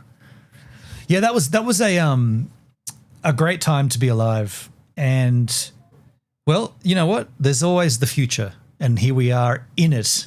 We are the future. The future is yours. What are you going to do with it? Are you going to grab it by the gonads and run with it, or are you going to just sit and let it fade past? Do you remember during that time I was trying to get everybody over here to stream on DLive? I got Danny Black over here. I got Xander Round streamed for a while. I got Jay Boston over here. I got Creaky. I got Gil Pickle. I got who are the other Yahoos? That's pretty much the core of them, isn't it? I got all those dudes over here momentarily, and I remember Danny was there for it. He had the tech and the gear. He was good for it, and he's like, I don't understand it. I don't get it. So I'm just going to go back to doing YouTube streams. And I remember what's his name? Tasmanian guy. What's his name? The NFL umpire referee. Dude, I'm drawing a blank. I'm drawing a blank on this guy's name. How come it hasn't been that long? I've forgotten his name. Anyway, I just had a memory of what he used to do on live streams. He didn't have a very good computer. And so he, instead of, like, you know how we live react, we look at things and we live react by bringing up the websites and going and looking at them. He would pre-download everything into video files and then react to the video files because he didn't have that was such a, oh, that's right. And Danny would insist on using Mimo Live when OBS. Now, okay, I'll give him the credit there. OBS had issues on a Mac for a good long while. Right, like in 2026, whatever this version of OBS is, I think it's like, I can tell you, whatever this version, this is 32.0.4 on a Mac. It's completely fine, and it's been fine for a bunch of different versions. But there was a point in 2019 where, yeah, I mean, I bought Wirecast. I paid $800 outright for Wirecast. That was that app was so clunky. Wow, talk about milking, man. Wirecast, yeah, they got my one-time payment of $800, and then I started using OBS, and I was like, OBS shits all over this. And Danny was doing it illegal. Danny had an endorsement, like an affiliate with Mimo Live, and he was sharing it out with Xander and everybody else, whatever that Tasmanian guy's name was. I can't recall his name. Danny was sharing that shit out. He was representing Mimo Live and stealing from them. It's fun. It was so strange that he didn't think anything of that. He's like, oh yeah, you're endorsed by them, dude. You're representing that brand, and then you're giving out your code to everybody else. What the fuck are you doing, man? OBS has been fine on PC. Yeah. So that's what I was saying, Netskis. On a PC, OBS was always fine, like that, and it's mainly the audio, right? The audio routing, which was the Mac issue. Arguably, you need Loopback, and I've got Soundforce. What's it called? SoundForge, SoundSource, another Rogue Amoeba product, and I got Loopback, and you probably still need those. But the point of it is, in that day, we were all on Macs, and Danny just wouldn't touch the OBS. It was pretty funny. It was just a funny time, man. It was a funny time to be alive. Now, speaking of funny, Look how funny this man looks, Tooth Boy. Some historians, they said, oh, that looks like the real deal. And so today, I'm headed back to that garage. Is the greatest. Secure these bars for Cerro Gordo's museum, but also to then hopefully turn around, take them to a lab, and figure out exactly how much silver was really in these things so we can better understand Cerro Gordo's history.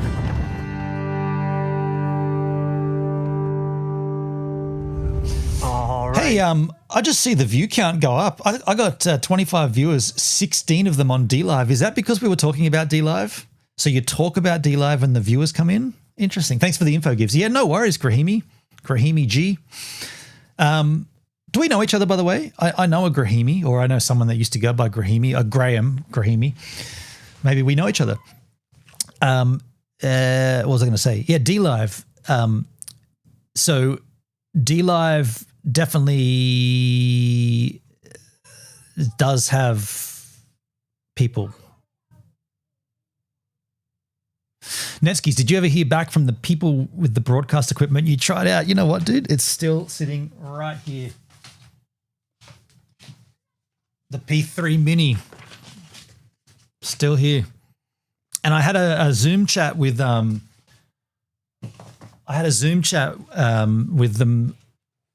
I guess, what is it now? January, probably October, November, August, September, October. Probably the end of October, I had a Zoom chat, and I said I'm because they've got another version of it, and I said I'm down to review it, but we're going to have some kind of financial incentive here. Like I need to be paid to do this. That one I did that off my own free will, and it didn't work, and I dedicated a fair amount of time to it, and you guys didn't pay me. You just gave me the product to use, and by the way, they haven't sent a courier to collect it, so it's just sitting there gathering dust. But I said, if I'm going to do a follow-up, we're definitely going to need to be, I need to be paid for that. And he said, yeah, that sounds cool. We can work that out. And I'm not chasing it, but they haven't come back to talk about that yet. I used to be Gucci Grahimi on Twitch. I don't know if you're in real life, but it seems like a lovely fellow. Thank you, man. Thank you, dude. I just thought I'd ask because I do know a Grahimi. Yeah, OMG, right? It's just sitting there gathering dust. And when I spoke to the head dude, I said, oh yeah. He said, oh, something about the product. And I went, yeah. And I grabbed it and he went, you've still got it? And I was like, yeah. And he said, hasn't our Australian distributor picked it up yet? And I'm like, no, I haven't heard anything. It's just sitting there. Like, it doesn't work, you know? I've been in your chat on and off since you appeared on the H3 show, but always find your streams good and interesting. Dude, that was awesome. That was awesome. And yeah, what a buzz to be recognized by someone who I personally look up to, Ethan Klein, and that show. Like that's my go-to podcast.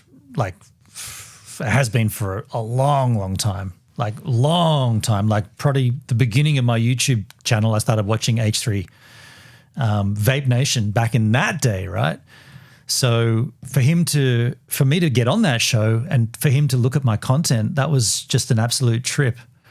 I still think that there was something that we could have done. I feel like there might have been a missed opportunity there somehow. Like there's something we could have done, like the Australian H3 fans could have done something, you know, like we could have tapped into momentum of somehow. I'm not sure what it would be, but they're always talking about Australia and they're talking about, you know, their second biggest audience by viewers is Australia. So like here I am, an Australian. I have this dream about working on their show in a restaurant, which they don't even have. And they latched onto it. And I was like, nah, the iron's hot. We should strike here. Somehow we should do something. But I just didn't know what that thing was. And I guess it just dwindled off. I had a second dream about them, about working on the show again. And that was, I mean, it goes way back now because it was that dream. Anyway, it goes way back to the beginning of last year. And I guess they just didn't see that. And I'm not going to, oh no, I did reach out. That's right. I reached out to them which is a shame because I never heard back, but they were doing, remember they did the Lord of the Rings, what was the segment they were doing? The PowerPoints, right? Lord of the Rings. Olivia would have to watch the show and then they'd all come and talk about it. Well, I was an extra in Lord of the Rings, The Two Towers, and I reached out to Dan and said, hey, I know you've done the first film, and when it comes time for the second film, I'll call in. Like, I'm literally in the film. I'm an extra. I'll call in. And I emailed him and I just didn't get a response. So either he didn't get it or he thought I was lying or he gets too many emails to see that one. But I made sure it was clear. I think I put Lord of the Rings, like I was an extra in Lord of the Rings. I made it super clear, and it was a short email. And I don't even think, actually I could check. I don't even think I mentioned that I was the guy with the dream, the cooking dream. Let me just check. LOTR. Yeah, okay. It was on the 24th of March last year. And I sent it to Dan at H3H3. This is sick. This is sick. I sent it to Dan at h3h3productions.com, and I also CC'd work with H3 at Gmail, and one more, a podcast at h3h3productions.com. So I sent it to 3 different people. I said, hey, Dan, I just watched the Lord of the Rings episode and thought I could add some insight when it comes to time for the Two Towers episode. I worked as an extra on that film while living in Queenstown, New Zealand during 2000. I have tales, including a funny story about Peter Jackson and being caught farting on set. I did. I said, also, I dreamt again that I worked for H3, and I put a link to that video, but I never got a response. Yeah, I don't know. Like I said, I don't know what the idea would be, but just they were doing Lord of the Rings, and I was on their movie. Like I could tell stories, and yeah. Yeah, it's funny, isn't it? It was almost a lined up, and then I thought that he'd jump at that, but doesn't matter. It just, I don't know. But even since then, now you can, if you're on Kick, you can always do. Is it? We see you gives it a minute. We see you. We see you. Must have been the fart story that put them off, Netsky's. Well, I'll tell the story now if you want to hear it. So we're on the set. So I did 2 days work. And my job or my role was one of Rohan's soldiers. So in the film, they're moving all of the civilians to Helm's Deep to be safe during this big battle or the pending battle. And so Hello there. Rohan and the soldiers are walking these people, these civilians and farmers and whatnot across these vast lands. I just farted. You better get that checked out. Yo, Luke's in the house. G'day, Luke. And one of the scenes we were in was like a nighttime setting where, what's the character? I mean, the actor's name's Viggo Mortensen. I can't remember the character's name, but him and the chick, the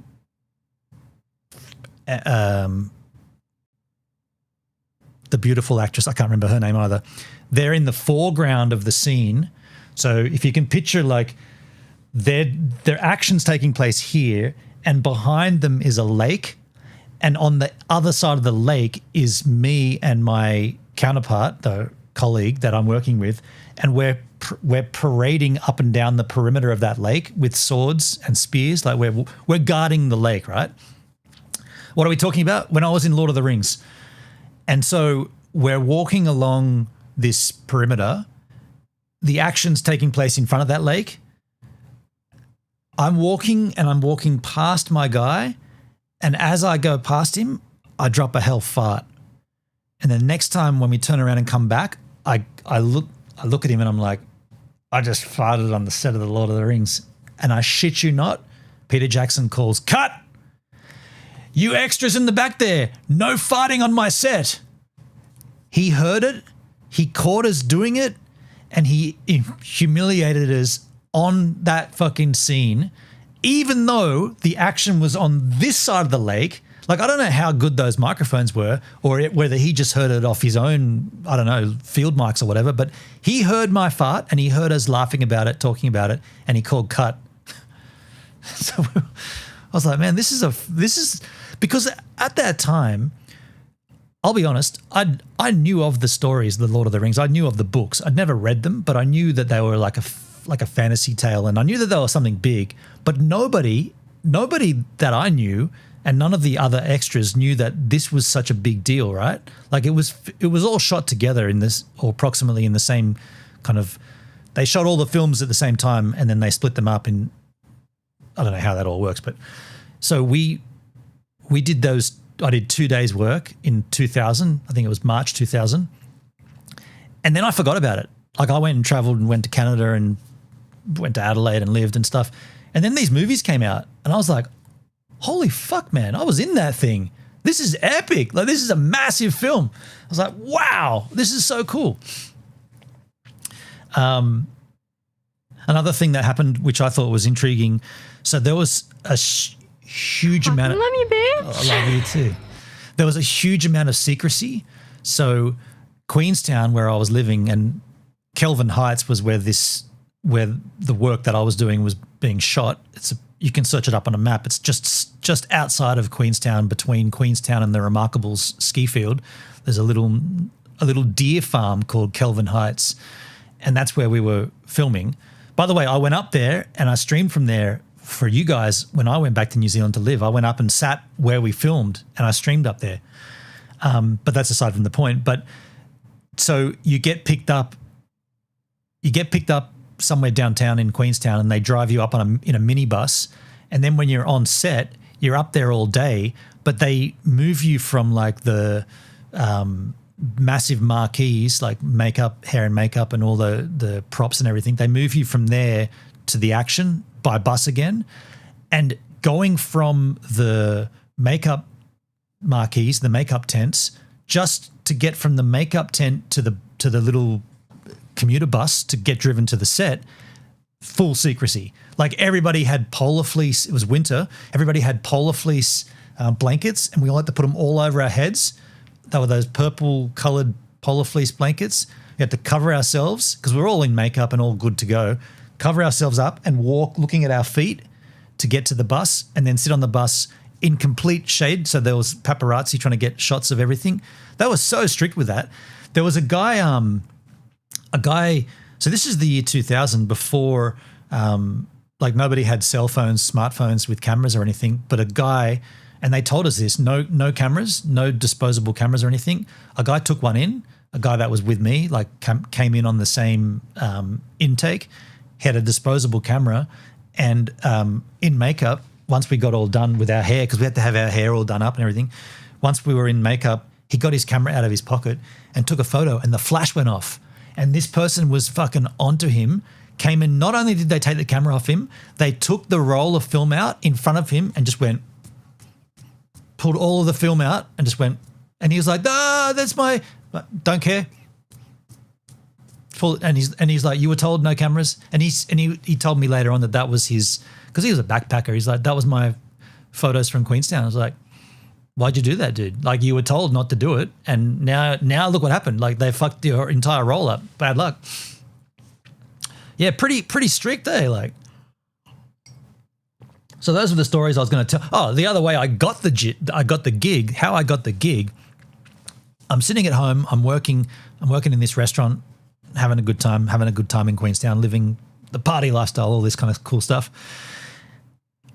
In the back of the Mountain Scene, which is a newspaper that still runs in Queenstown. I saw it there when I was there last time, the Mountain Scene. In the back of the Mountain Scene, there was a 3-line ad.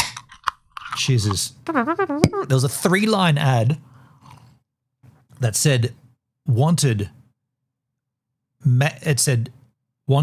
males, tall, European-looking males with long blonde hair for major motion picture.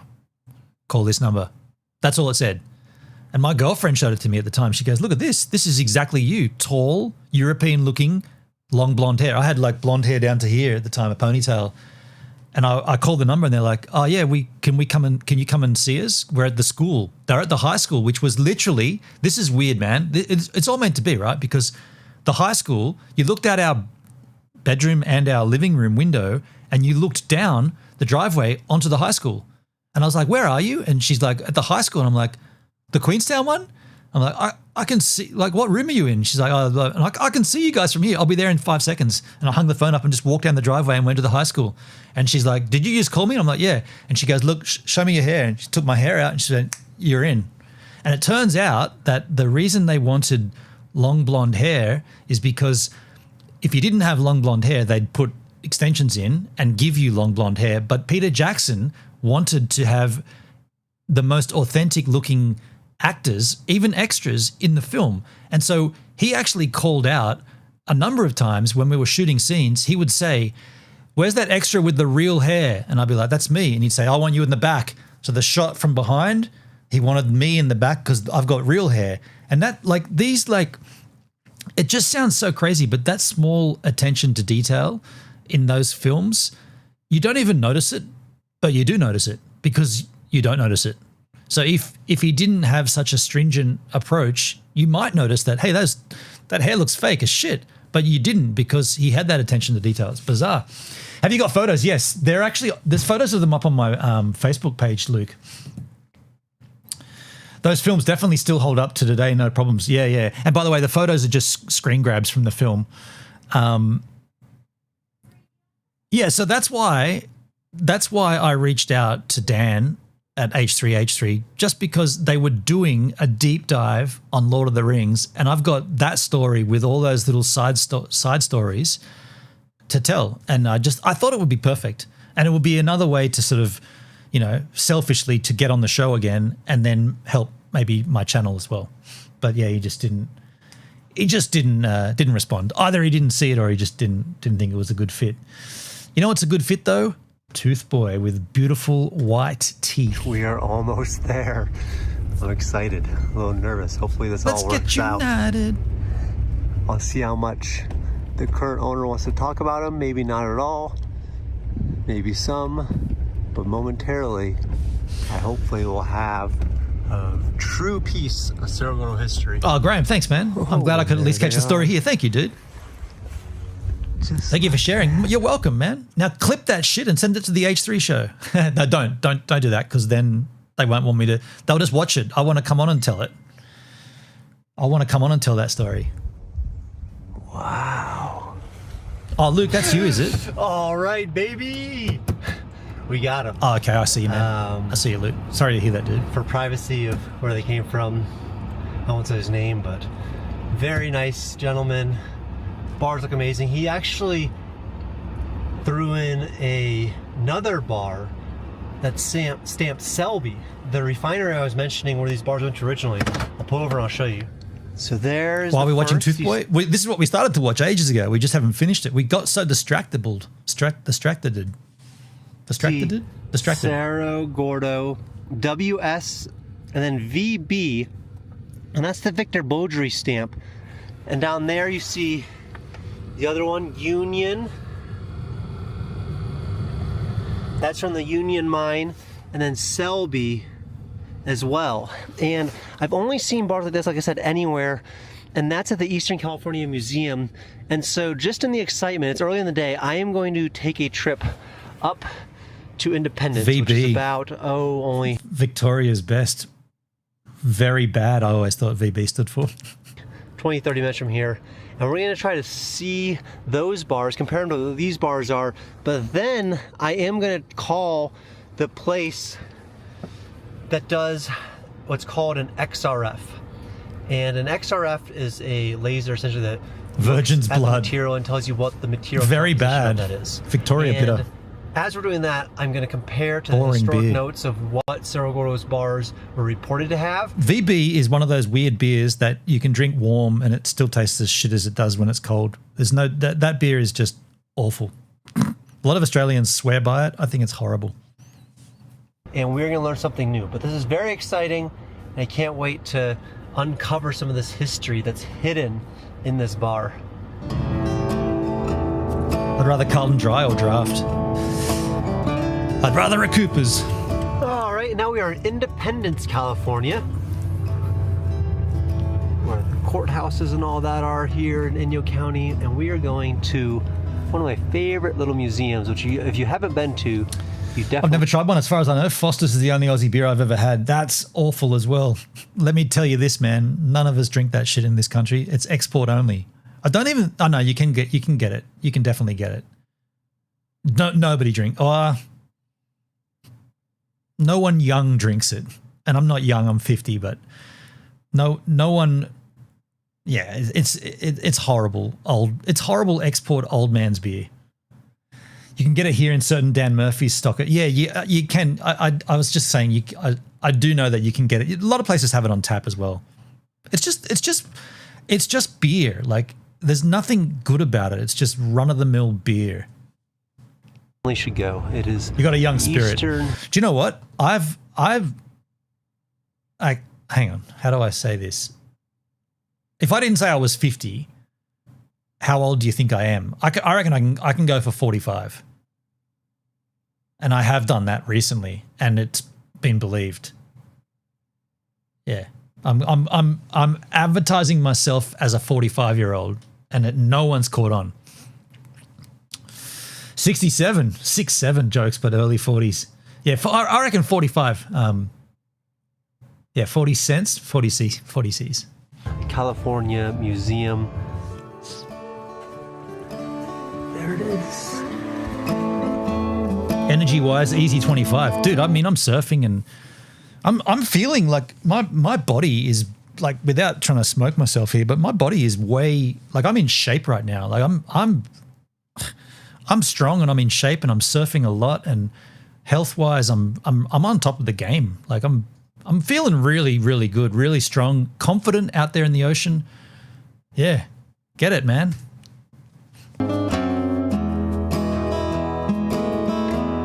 In the words of most people, in my prime. I mean, I don't know if I'm in my prime, but I'm definitely I'm bouncing right back here, and like, yeah, bouncing back well. What the fuck?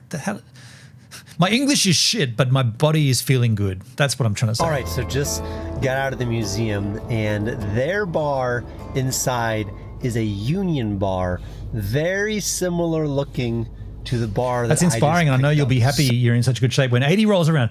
Dude, if I make it to 80, right? If I make it to 80, like, it could all be over before I know it, but I feel like I've got myself into a pretty healthy position here. My fitness is good. I don't overconsume food. I don't overconsume drink. I mean, I definitely get drunk every now and then, but I don't overdo it all the time. I'm healthy. I'm active. That's the key, right? You got to be active. You got to be out there doing shit, and I'm active all the time. Like, not only did I surf today for an hour and 8 minutes, but I also walked, well, 6Ks. No, 3Ks, 1.5 Ks each way to get to the break. Hell yeah. So similar looking, I am very confident, but potentially more interesting and more exciting is the museum had documentation. Did you decide on an e-bike? Yes. Where the bar... I did. We looked at, I've got it here. I got a screenshot. Let me tell you. It's the, where's my mouse? Hold on a sec. It is, oh no, that's the wrong one. Fuck, forget that. I can't remember. I've got it. No, I'll tell you.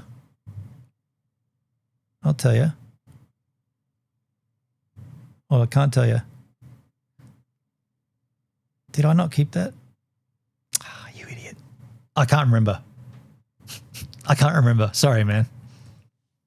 Came from, where it was found, its weight, its length, its height. And this is very exciting for a few reasons. One, we can compare the bar. Dude, decided against the Super 73s just because they're American. Like, I know that you can have them here in Australia, but I want to support Aussie manufacturers. If I'm going to get a brand deal, it's going to be with an Aussie.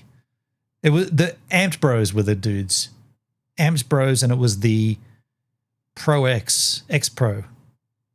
I think X Pro.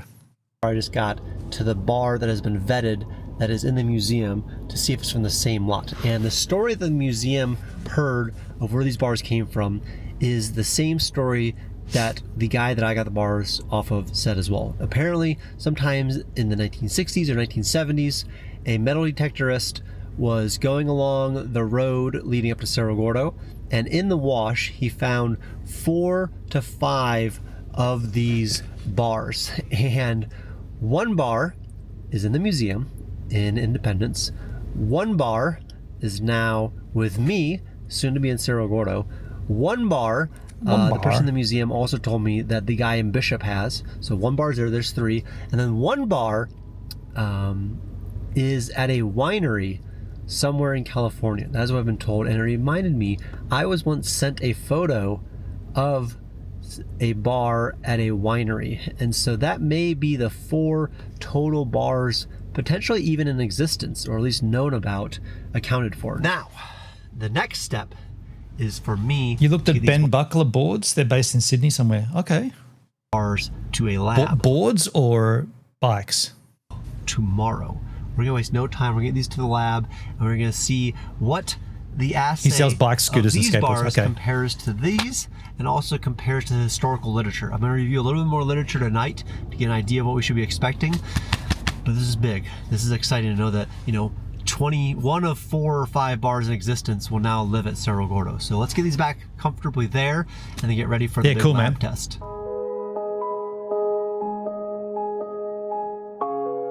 I have spent the past day pretty much without sleep pouring into old newspaper articles, production reports, books, online sources, just anything that I could to try to figure out what should be in these bars so we have something to compare it to.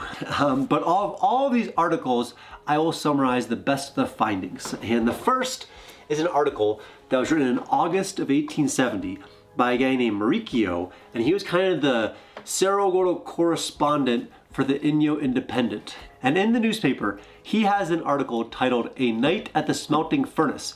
And as part of that, one part says making of bars. And it talks about using iron ladles to pick up this molten base bouillon and to pour it into bars. And in that, he says, I counted just 12 of those molds filled at one tapping, and was told that was the average amount ladled at each time, and that the weighed 83 pounds, or about 1,000 pounds in total. And he goes on to say that this ore could be worth between $150 or $250, and that all depends on the assaying department. And he says that the assaying department is headed by one Mr. W.M. Belshaw, or Mortimer Belshaw, who was the owner of the town, whose house I still live in today, which I think is interesting that the reporting of the silver content would be left to the owner of the mine. It seems like a little bit of a conflict of interest in a way. I would assume that these bars were, later tested at the smelter they would be sent to,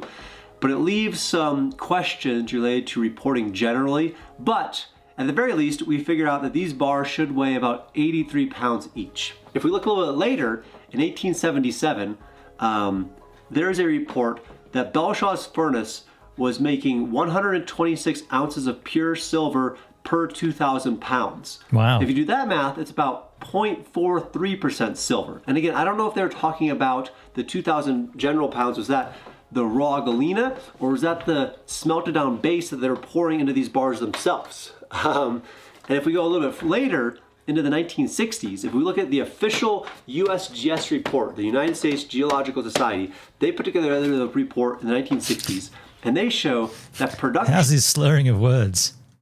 Society, they put together the report in the 19... They put together... He just rambles off words together.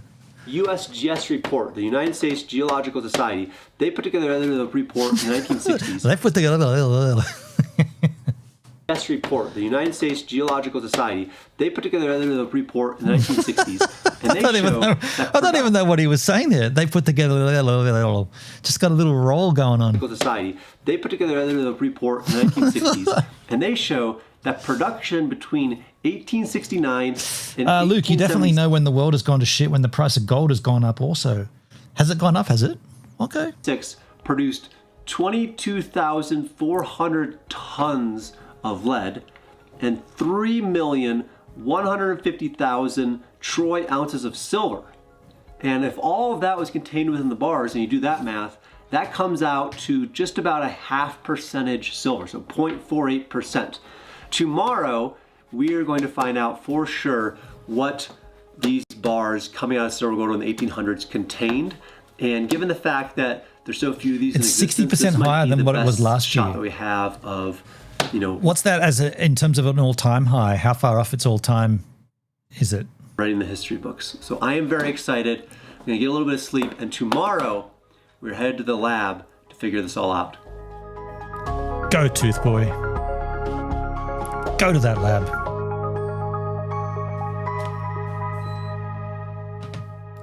Good transition. Suburban, where is he now? All right, today is the day that after 150 years, we are going to get a very accurate count of exactly how much lead and silver are in these Cerro Gordo bars. I am headed to the lab. The lab manager, Alex, is gonna meet me there. We're gonna use the XRF gun on all 3 of these ingots. And I am very, very excited to kind of contribute to the history books today. And so we're almost there. We're gonna get a little bit of a review from Alex about what the technology that we're gonna use. Then we're gonna get the results.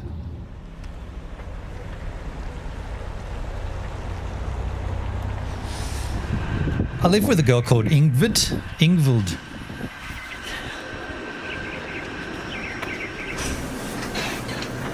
Cool.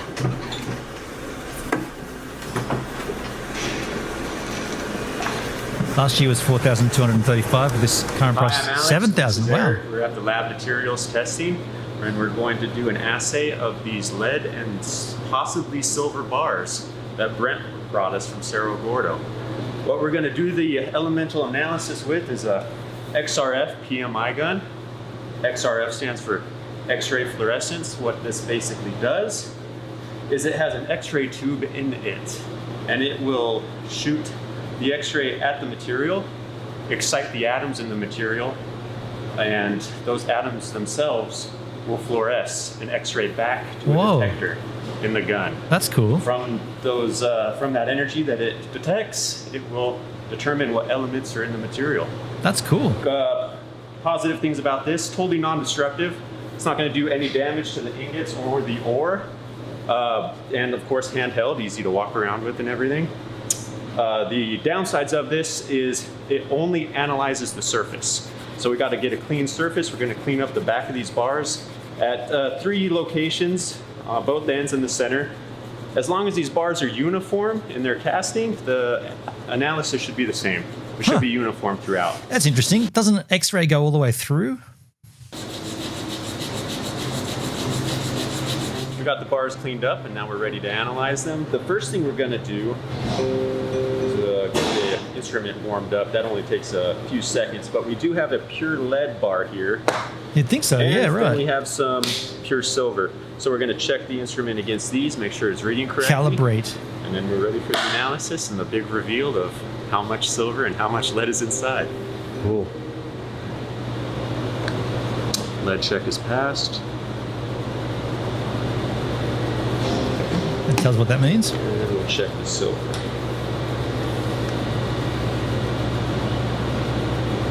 Wow.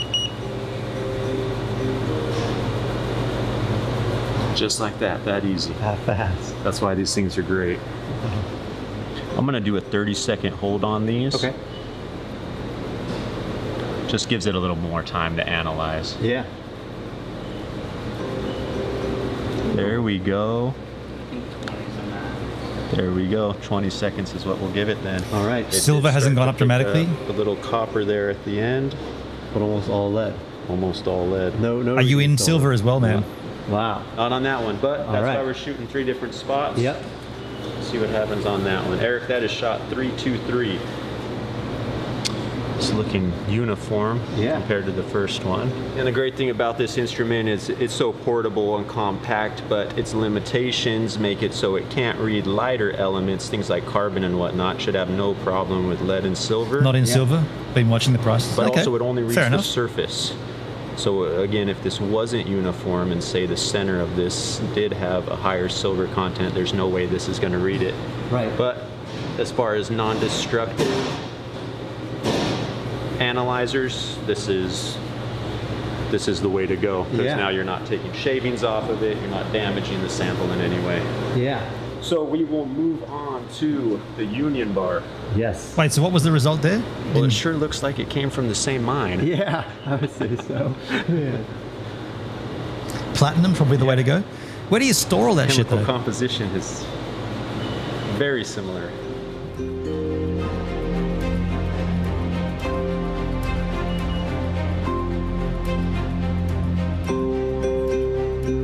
The galena, which reads very close to every ingot, except the Selby was pure lead. The other ingots, the Cerro Gordo stamped and the Union stamped, about 98% lead. Take it to a bank? Oh, is that and right? Around Okay. 3% antimony.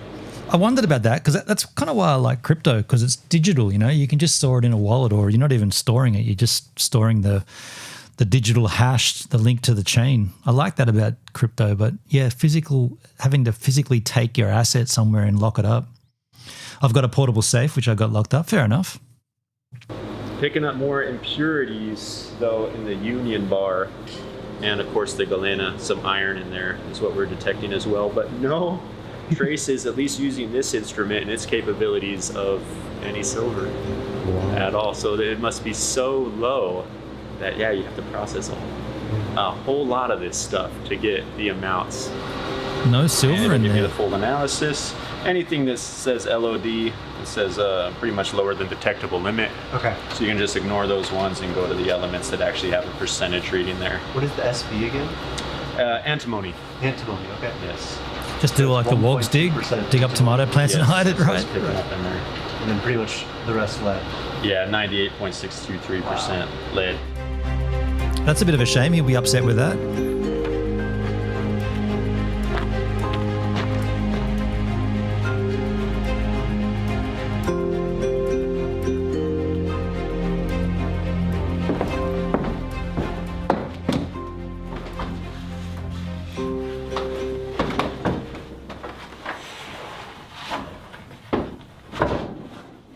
All right, so I am back at Cerro Gordo with the bars. I was thinking on the drive back here how ironic in a way it was that I was bringing them back here. You know, all of the effort to extract this ore, all of the effort to refine this ore, all of the effort to bring these bars down this road on a wagon. And here I am going through all of this effort to bring them back up here to town. It's kind of a funny full circle, but it feels right. And these are where they'll be, at least for as long as I'm around. And I've gotten to be very proud of this little museum that we've put together here in the general store. You know, I've been adding a lot of things to this thing, and it's coming together really well. And we're open every day from 9 a.m. to 5 p.m. There's no charge. Come up here, check it out. Come check out these new bars. Check out all of the other artifacts that we have in town.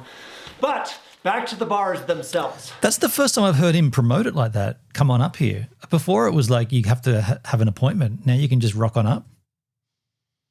I did a little bit of thinking and a lot of research and a lot of things checked out, and there's a few questions that remain. First, the Selby bar. Selby was the refinery that the Cerro Gordo base bars, the bars that should be lead and a little bit of silver, went to be separated into pure lead and pure silver. After the fact, the pure silver would go to the mint and Selby would sell the pure lead. So the fact that that bar checked out as pure lead on the XRF is perfect. That's exactly what it should be, and that is what it is. When it comes time to the Cerro Gordo bars, those took a little bit more research and a little bit more thinking and have a few more questions remain.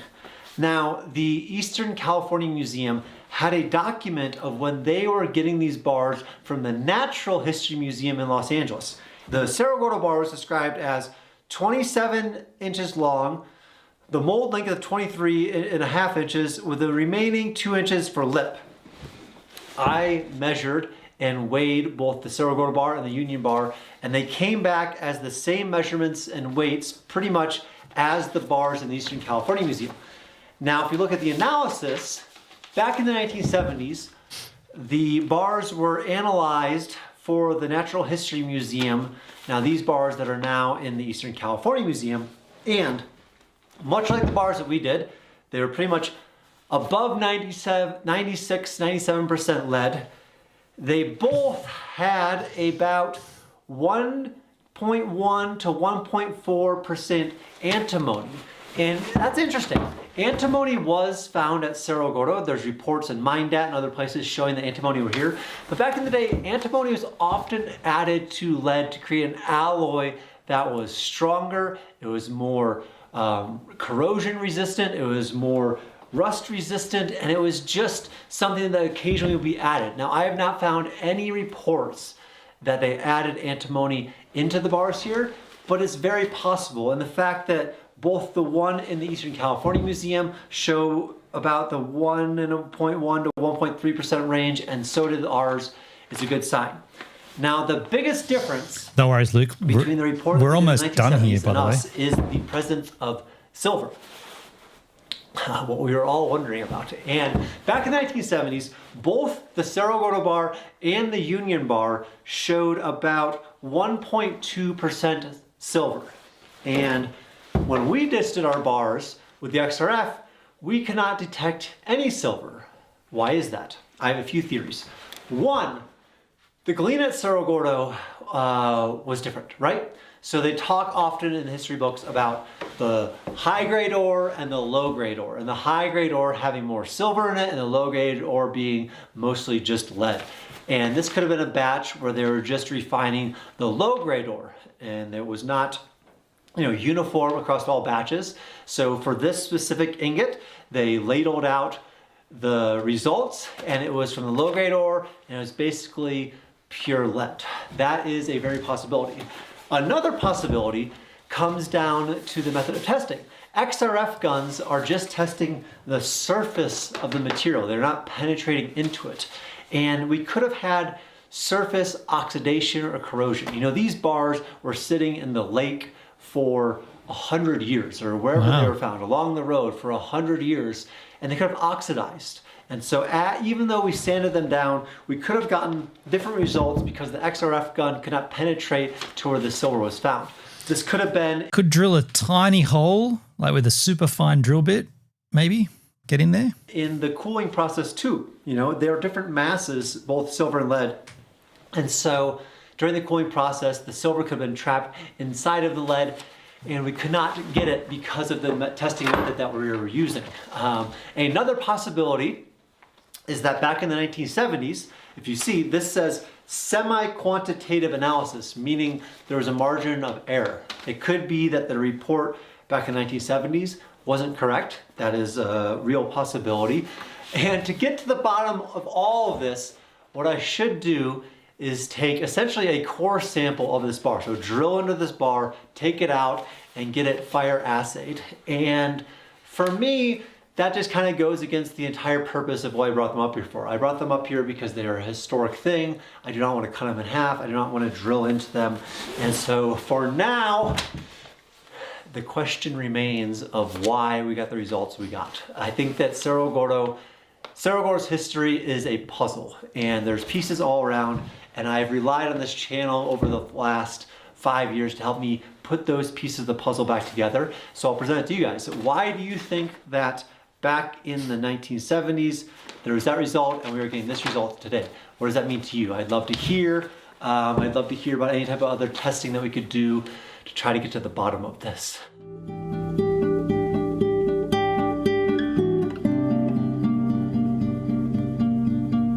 "150 years ago, a miner stood hundreds of feet underground in essentially the pitch black, chipping away at ore to bring it to the surface.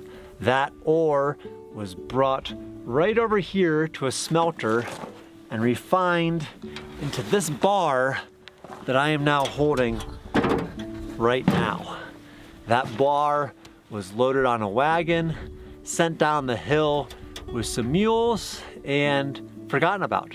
Just another artifact lost to time. And that's what happens.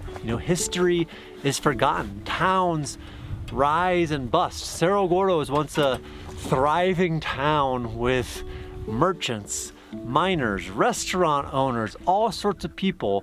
And then the ore ran out, the people left, and it was sat forgotten.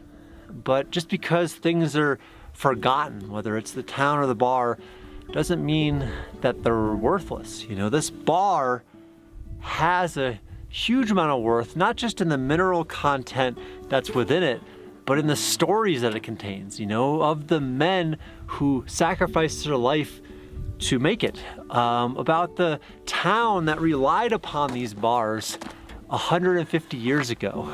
And when I first came out to... He's good at tying all this together, isn't he? I like this part of I like these closing outros to his videos.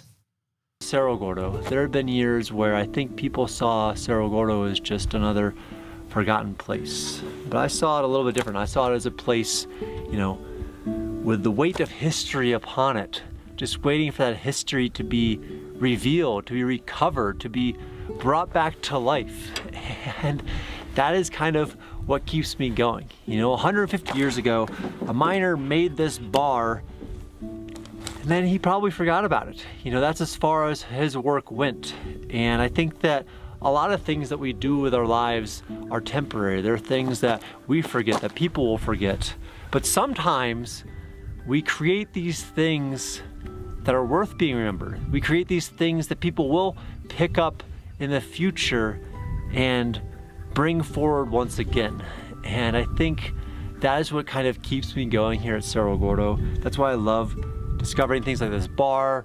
That's why I love every day being up here. And that's what just drives me and brings a fullness to my life. And I think that these discoveries, these pieces of the past, this history, this real history is out there all around us. It's not, you don't have to go to an abandoned mining town to find it. You know, it's in your backyard. It's hidden in a book in your bookshelf.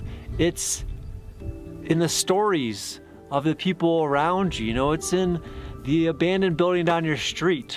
And so if I could say anything, I would say, get out there and explore. You know, try to find those histories that are everywhere. Try to tell the story that they hold, because I find it very, very fascinating and very rewarding. And so with that, I'm going to sit here, watch the sun set over Death Valley, and just appreciate all the stories that are all around me. But I thank you guys, as always, for checking out this video. It means a lot to me. I hope you get out there, do a little bit of exploration. I hope to see you guys next time. Rad.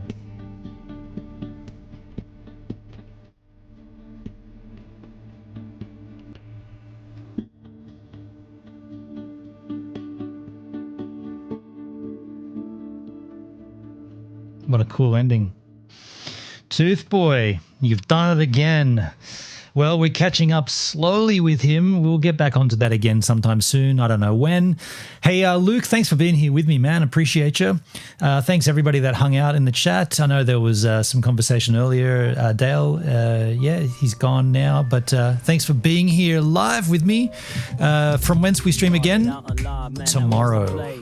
I'll be here tomorrow. That's right. Talk to you then. Got my crew behind me, yeah, we call them givers. Chillin' IRL, catching all the rivers.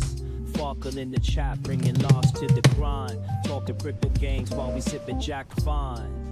Gives a minute, yeah, we take our time. Living in the moment, life's a subtle rhyme.